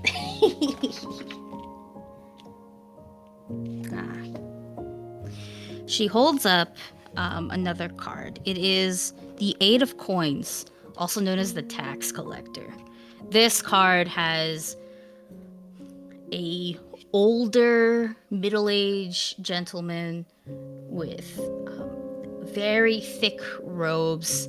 Honestly, just from looking at the illustration alone, this person looks super, like, stuck up. Honestly, to me, he looks like he's wearing a pie, just because of how the clothes look like. He also wears a semi-triangular shaped hat. It's like rounded off at the points to kind of show his position of power. In front of him is a coin purse with 8 coins laid out. That is the card you see. And Madame Eva kind of just hovers her hand over that card, kind of mimicking the motion of what the tax collector is doing. But instead of taking out coins, she is simply trying to find a way to read it. And then she says, the Vistani have what you seek, but not this caravan. No. There is a missing child that holds the key to the treasure's release. Not ours, though. Not ours, not here.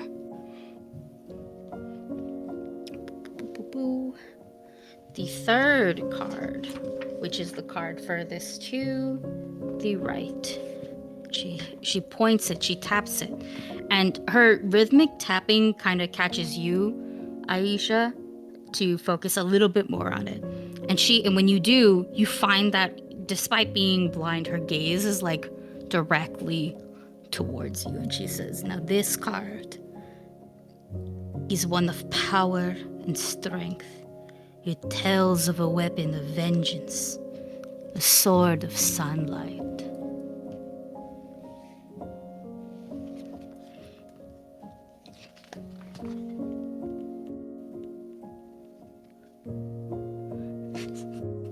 Sorry, this is me looking for all the cards. I should have flipped them beforehand and had them bookmarked next time. This card is the 5 of Coins, also known as Guild Member. You you see yet another middle-aged or even older man, except where the tax collector was stuck up and kind of brickish. This one looks happy, like confident. There's a swagger to him. He is throwing coins up in the air as if he was counting them, but also with ease. He looks jolly and kind of honestly just vibing. Like this is another day for him, another job for him.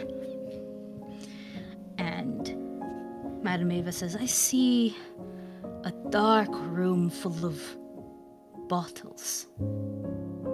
It is the tomb of a guild member. How fitting for the sword to be in the tomb.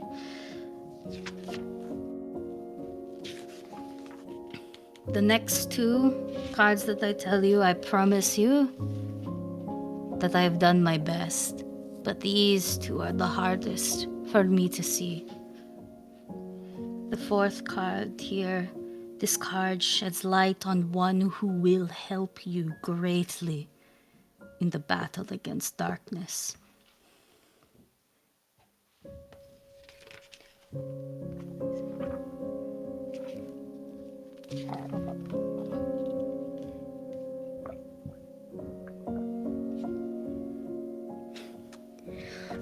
Madame Ava, kind of these last 2 cards, you can see that she is kind of working the hardest in doing. And actually, Ellie, because you're like right beside her, you can see her kind of sweating a little bit. Like it's a little bit hard for her to see, or there's something actually fighting back against her. And so she will actually reach for your hand. Okay. And she has not flipped these 2 cards yet. And she will say, Elowen, Yes. I need your help for these 2. Would you mind giving me your strength? Of course. Ellie, you can roll occult or arcane or whatever. Okay. They're the same for me, so I'll roll occult. That is 19. So she takes your hand and hovers them over the cards, and you can feel them brimming with magic. You feel that familiar resistance, that flow. It's as if your hand was being, you stuck your hand in a flowing river where you are the resistance, but it flows around you, and you know how to manipulate, how to pull magic that way. And then you feel right on top of the 4th and 5th card, stronger resistance. And you see what she was talking about. There is something always trying to prevent her from finding this, because if you were to like circle your hand over the deck, you feel you can move through the top 3 with precision, you know, like it was given to you. These last 2, it's as if fate or something is kind of, you feel the strings and you're trying to pull against them or push through them just to open it. And you can see where she is getting some resistance with her frail hands. And so she guides you, and you are both able to kind of push through it. And the card, the 4th card, basically flies up into your own hands. And like as if there was some sort of like magnetism kind of flying to you.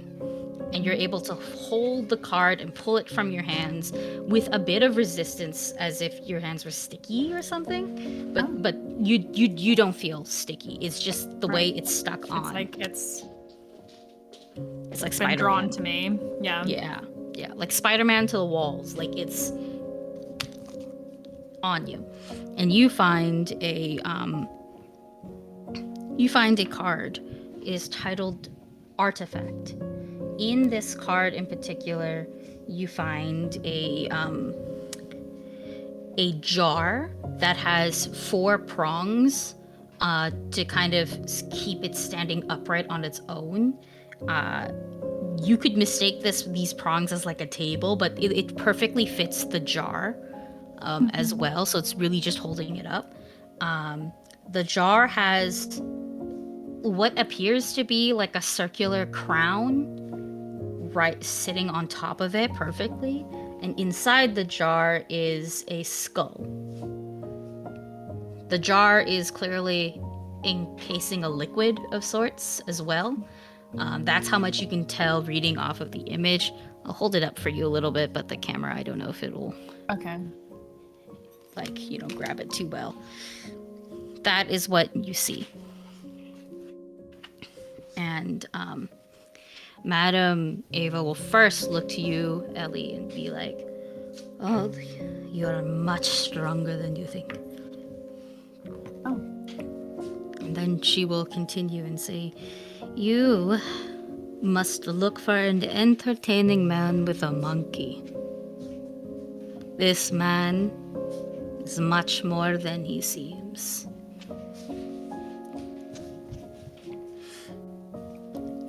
And for the last card, this is the card that is actually faced in the middle of this spread.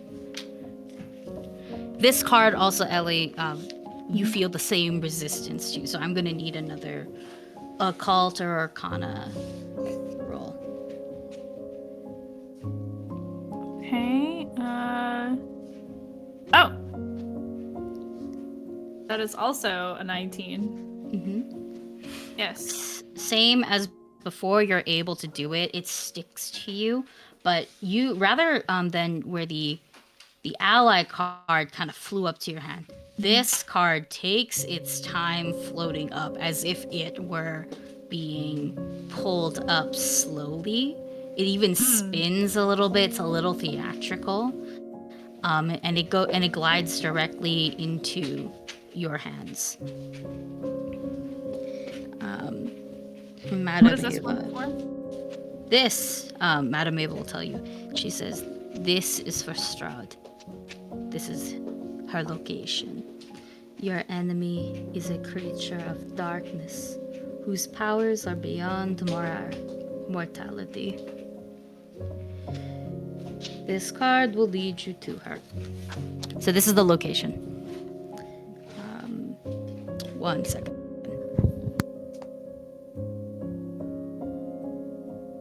All right. This next card, the card that you're looking at specifically, is known as the Executioner. Ooh. It is, you see, like a front-facing, hooded, masculine person, whose eyes are stitched closed, but is straining to open them. And you can see the struggle on his face. He is hooded otherwise, and these details are actually not the best to discern unless you are under light, which you are. And so you can kind of see the lighter parts of this like glisten off. Behind him is a noose, with no one hanging from it, but rather as if implying of what awaits you. Looks like this. You cannot see the eye details, which I'm glad you can't, because then it would be like content warning. But it is there. And Madam Eva will say, "I see a dark figure on a balcony, looking down upon this tortured land with a twisted smile.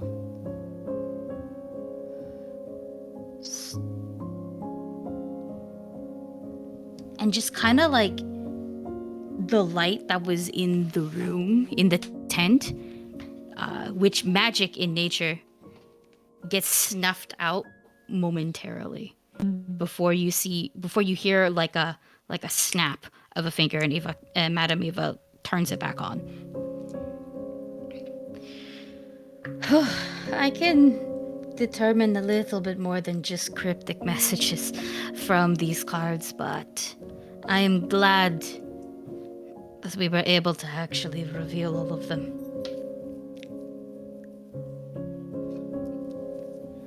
If you cannot tell, you are not the first, nor the last. Well, you might be the last to attempt what you are doing now. It seems like Strahd collects enemies. Enemies, toys, they are all the same to her.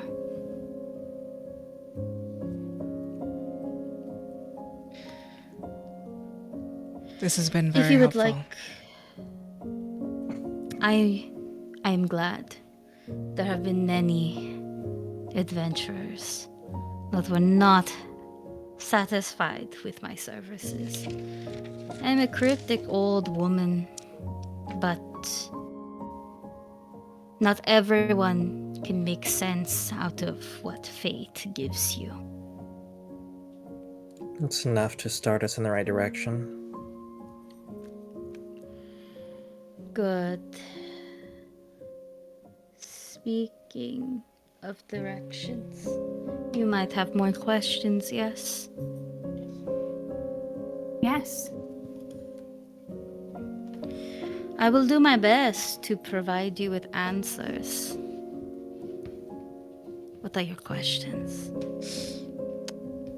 How should we go about this, y'all? I have 2 questions personally, but should we just have like one person have one question and then kind of cycle from there? Yeah, I only have one question, so we can do it I only have however. one. Yeah. Okay. Is it questions specific to the cards that were just laid out, or just in general questions? Both. Yeah, Oh, whatever you'd well, like. then I have fucking more. Yeah, I think one of my question might answer one of Christopher's. So, Go for it. I think I just take that pendant out because I know that the pendant and the wax seal have the same symbol on it. So I just slide the pendant across the table towards Madame Ava, and I ask, "What exactly is this symbol? What does it mean?" Madam Ava will reach for it. When she feels the coin or pendant, rather, she will pick it up and you see her holding it around. She's feeling every crevice of it, every surface of it. She might even try to bite it to be like, what kind of metal is this? And she touches it with her bare hands. And Aisha, you know what it looks like when the colors get sapped away and stuff like that, and how it moves around, right? Oh, you see it try. You see it try to sap colors from her skin. Her hands are all stained with orange brown henna and mehndi. You see it try, and some particles even kind of flicker a little bit in the air, and then they go straight back to her. So it tries something, and she doesn't let it, or something is protecting her from it. Who knows? And she will put it back on the table and slide it back to you, and say, This is Strahd's next big trick. This is not the first time someone has brought me this. But when you are trapped, and you are ancient, and you are powerful, you'd probably get a little bored, no? What is the next step when you are all powerful in weapons and magics? Have you ever met someone who wanted to become more than what they are? I can't say that I have personally. Not many can achieve what the devil has. And Strahd is surpassing that. You are from Ustalav, yes? Yes. You have a lich problem, yes? That's putting it mildly. If this pendant is what I think it is, you're going to have more than a lich problem. Your lich is about to have a problem. When you phrase it that way, it almost sounds like a good thing. It could be a good thing, but when have there never been casualties when two kings go to war? Now imagine two kings that can live forever. So, new lands to conquer? That's what Strahd is after? Probably. She's very bored. And she's very smart. And she's very powerful. These are very dangerous things to combined.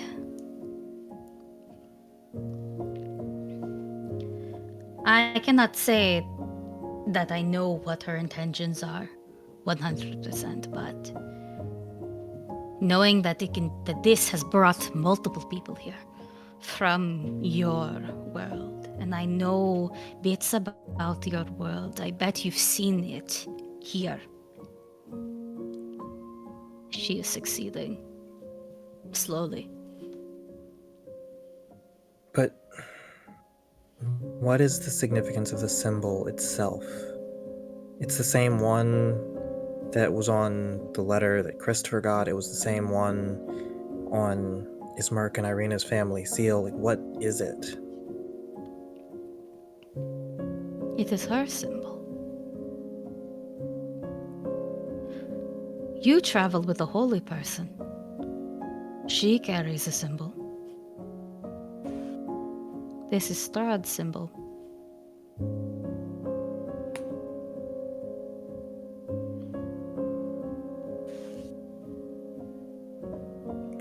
Take it, and there's a moment where Aisha considers just like chucking it in the river, but it will put it back in the pouch that she carries it in.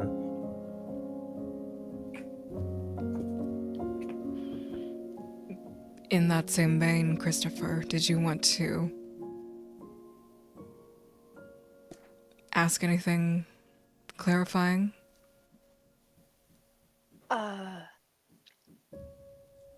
Yeah.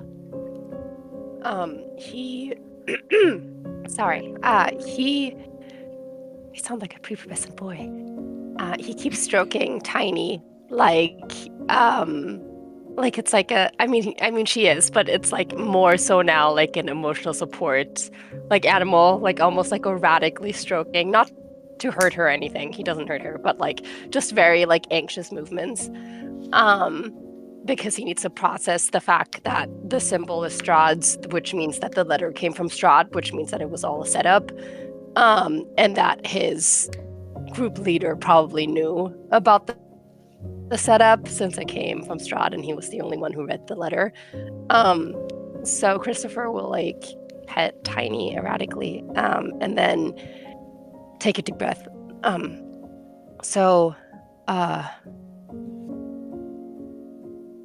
Strahd said that my body was with her, and while I understand it is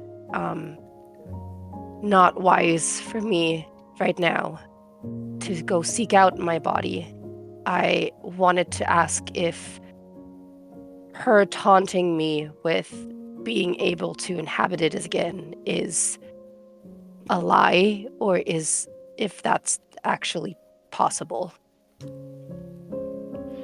She kind of faces you as you speak.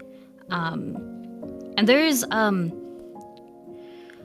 expression she wears is not necessarily her pitying you, but rather you are not the first person to ask something similar. And you can see that she empathizes with your situation.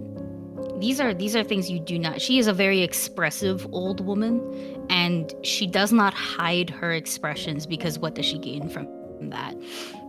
So these are easy things for y'all to read. No rolls needed. And she says, "Oh, you Strahd lies and schemes, but that is not one of them. You can, if your body is intact, you can have it back, and here is where I provide you all with frustrating situations. I know, I've seen things. I know what each of you desire, but I only have so much strength. So I can give you both. I can give you very specific information for things that you need, but you must choose which information you value more." And so for you, Christopher, do you want to know where your body is and in what state it is, or would you like me to find your sister?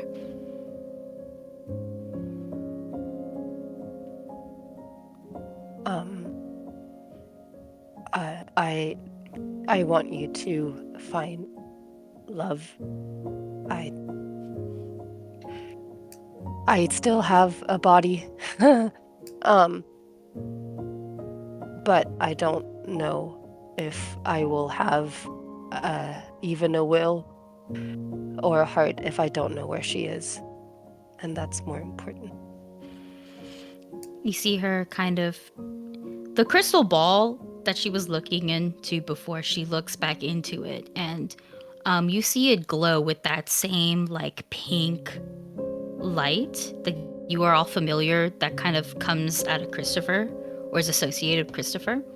And you see her, she like turns the mist that is inside it, and you can all see this little pink tiefling girl clearly. She has her hair is like a mess. It's also pink, but it's like pulled back into it was clearly braided before, so the bun slash high ponytail is very messy. She looks like she's been running around in the woods for a while. And you see her entering a village that the gates close, and it is very heavily guarded, thick gates. Aisha, you recognize this as the town of Vallaki. Yeah, I think I chime and go, I was just there. That's Vallaki. That's where we're going. So she's there? She's That is- alive? Yes. That is what I'm reading. Her soul is still in her body. She seems to be. She's about as okay as one can be traveling alone in the woods. Must be very strong. I do not sense anyone else with her. And then in the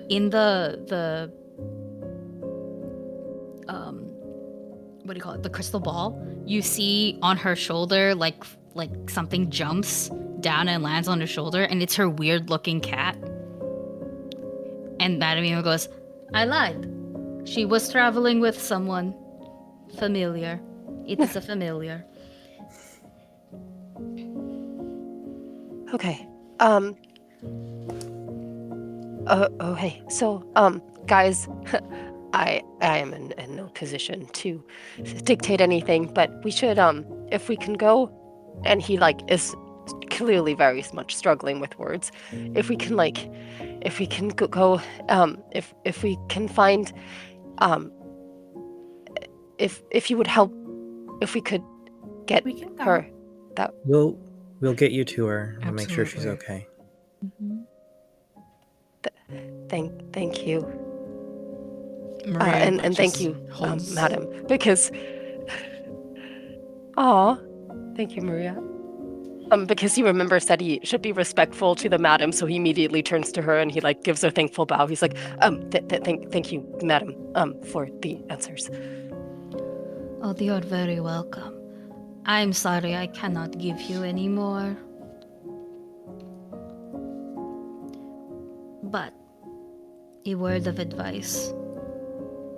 She's a beautiful young lady. I sense a great amount of power out of her. Much like the one you travel with, Arena. She will bring attention to her. Unwanted attention to her just by being here. So you might want to focus on going there as fast as you can.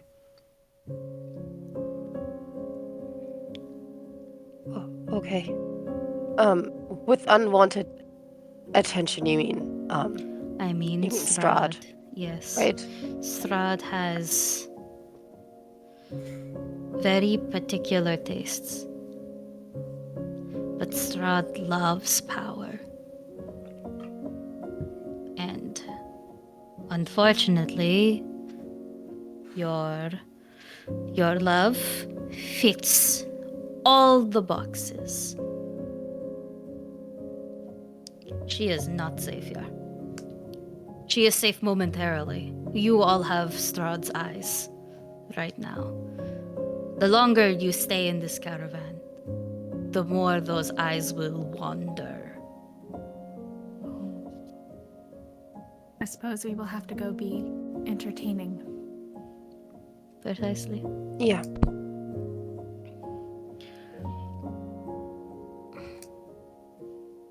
More questions, yes.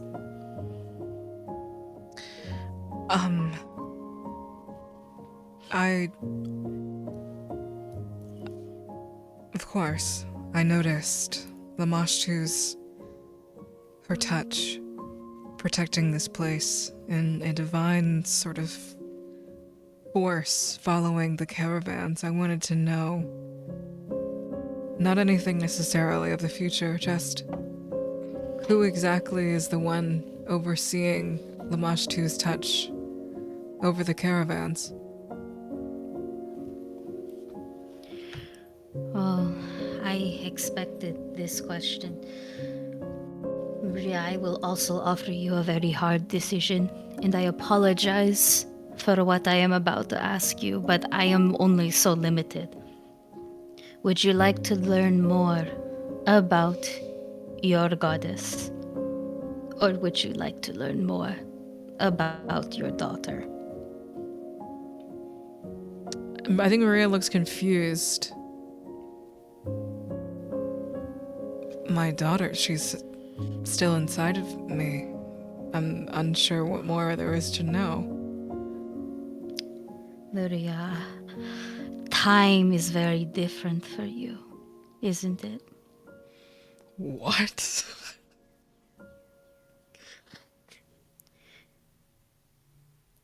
How much do you remember before?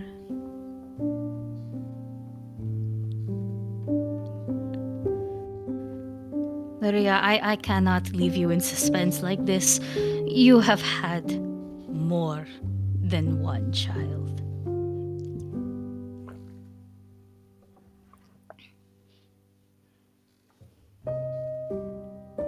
Like, and just exactly my face. She's just like dumbfounded.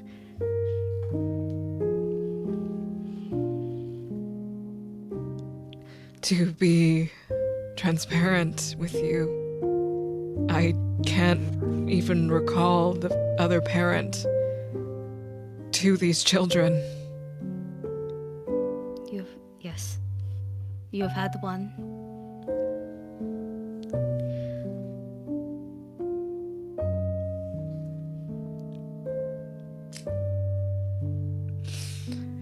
I am so sorry for making you choose.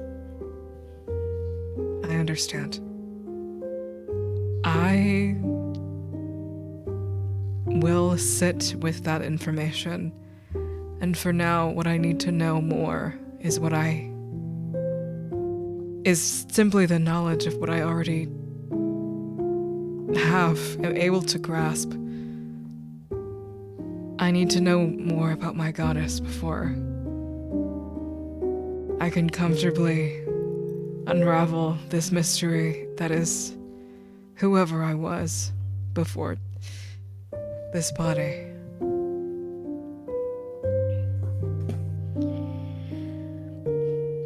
Your goddess is not from this world. That much I believe your friend, the monster hunter, understands. But we had other goddesses. We had a Dawn Father. We had a Night Mother. But whatever Strahd did when she started bringing them into this world, the gods clashed, and the stronger rule. Lamashtu. Jesus, what was that? Cat purring. I was Yeah, purring, okay. that was cat purring into the microphone. Yeah. The cat That's so is a wholesome. bringer of Lamashtu. An agent. Sorry. I used to serve the goddess of secrets and lies. We had a deal. And when she disappeared, the one who filled her place continued to honor our deal. She is quite loving and quite cruel. But she helps me with the powers that I have, what I have contained. And she keeps my people safe. In exchange, we do things for her. In exchange, we do things, many, many things. But in the end, it is all worth it. She's a fair one.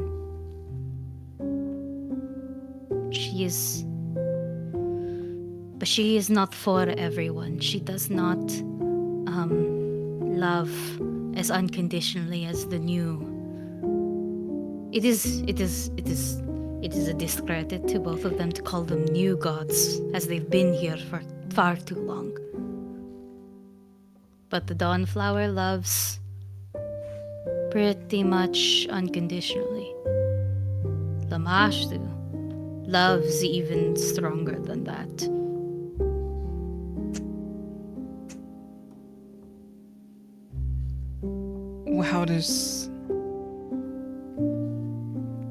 What was Strahd's effect on her? Strahd wanted more power. She went to the gods first, and when the gods of Eberron did not give her what she wanted, she brought in replacements. The replacements did not appreciate this, but Lamashtu was willing to strike a deal. And Strahd did not like what Lamashtu had to offer, because Lamashtu loves the ugly, the monstrous. Lamashtu will turn you old and withered for great power, and will love you like no one else had. And Strahd loves beauty, something she hates, that she loathes with her entire being. You will not find beautiful followers of Lamashtu. You will not find the standard beauty. That is probably why she loves you so.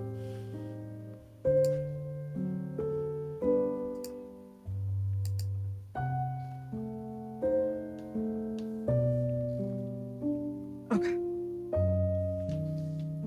Interesting. I'll have to do some more research about these gods that Strahd made appeals to. And When you can, when the moon is fullest, you may try to speak with her. She is more reluctant to speak when all of her monsters are strong. I think that's what I'll have to do. Speak to her next. Thank you. My Elowen has a question. You're most welcome. Yes, Madam Eva.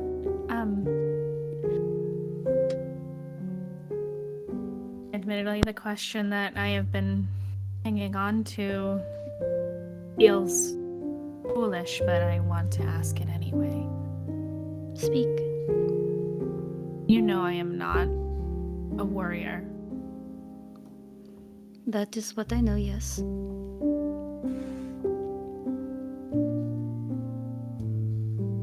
How do I get home? Oh, my dear Elowen. You will not go home. Not unless Strahd allows it. Not unless she is dead.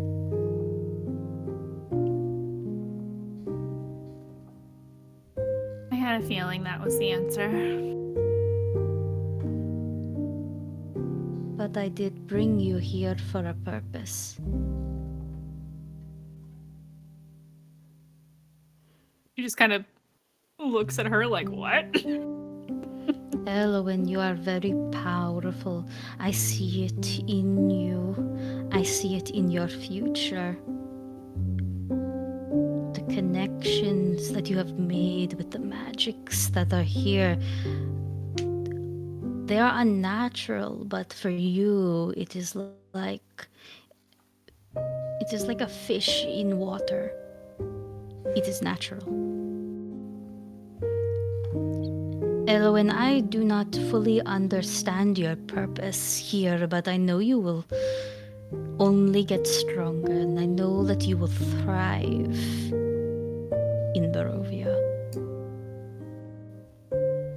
I'm not sure of your destiny here, but I do know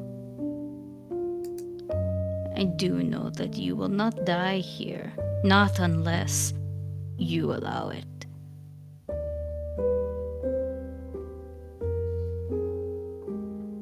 Oh. Powerful? How? May I ask? She just kind of looks down at herself like, what do you mean? Elowen, not everybody can touch my cards. Oh. I didn't know that. You're not supposed to know that. That is how I know. I was checking. Because I look at Cardi, who's probably sitting on my shoulder, like, what do you Madam Eva's gonna like reach out for Aisha's hand to show you. Aisha, if you allow it, when you put your hand over it, when you try to pick up these cards, it's like they're a part of the table. You can't find anything to grip on it. Your nails kind of just scratch against the fabric. I was like, I saw you put these cards down, but it's like there's nothing here. And Maria, may I use your hands? Yes. Maria, you feel the magic, and you feel it, and it's like there is a force field. You're pretty sure you can break through it, like if you focused hard enough and push yourself further down. But just like Divine. you know, it's divine. It's there is magic. You're pretty sure, like, you know, this. If same thing, if Christopher were to do the same, you're pretty sure you guys can magically will something to go further. But it's just you know you're gonna have to strain through it. You know that it's going to fight you. Ellie, it fought a little bit, but you saw her do shit with it. And I Ellie pick can up get the way card. closer. Yeah, you can pick it up right now. Ellie can get way closer without any resistance. Pick up the card, flip it around, put it back. I probably picked up like the executioner card and I set it back down. Mm-hmm. Hmm. You are the most interesting group to come in. You all have a purpose. You're all tied to this somehow. I don't know if you'll succeed, but I think you will get the closest to do so. I don't think Strahd has figured that out yet. We will have to make sure she does not.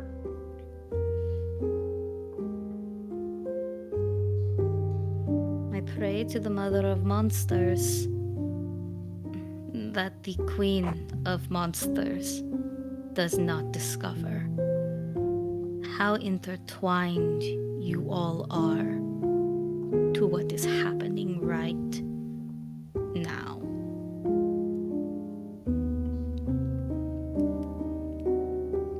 Above table, are there any other questions you guys want like right now? Nope. Eventually, yes. Nah, But actually, the one question I I was gonna say, eventually, yes, but it's not a question that needs to be specifically from Eva, so I'm totally fine. I was just going to say my one question I actually had was just to ask where love is. So you took that kind of out of me, so that's like perfect. So I don't have any other questions. I think Ellie will make it a point to show reverence to Madame Eva before we leave her tent. Mm-hmm. Oh, and one more thing. Please spend the night here. Yes. Of course. I think we could all use some recuperation. She looks at the rest of the party. You will be safe here. Yes. If you wish to trade, speak with the people. Hazia can help you. But you will be safe here for tonight. Use a night of rest. Completely safe. Yes. Thank you. Of course. And as y'all leave the tent, you will notice that the wolf meat is now like cut up real nice, and it's being like slow cooked and prepared in different ways. You can see it. You can see that some people are like weaving, some people are merrymaking, and when you realize when Madame Eva said you are completely safe here, it dawns on you that you are pretty sure Strahd can't see you. That's where we're gonna end. Yay. Lord dump, Lord Lord dump, dump, Lord Lord dump, dump. Lord dump. So much good lore. So much Yeah. delicious. Nom nom nom nom nom. Jesus Yeah. Christ. Yeah, this was great. What do you mean I'm powerful?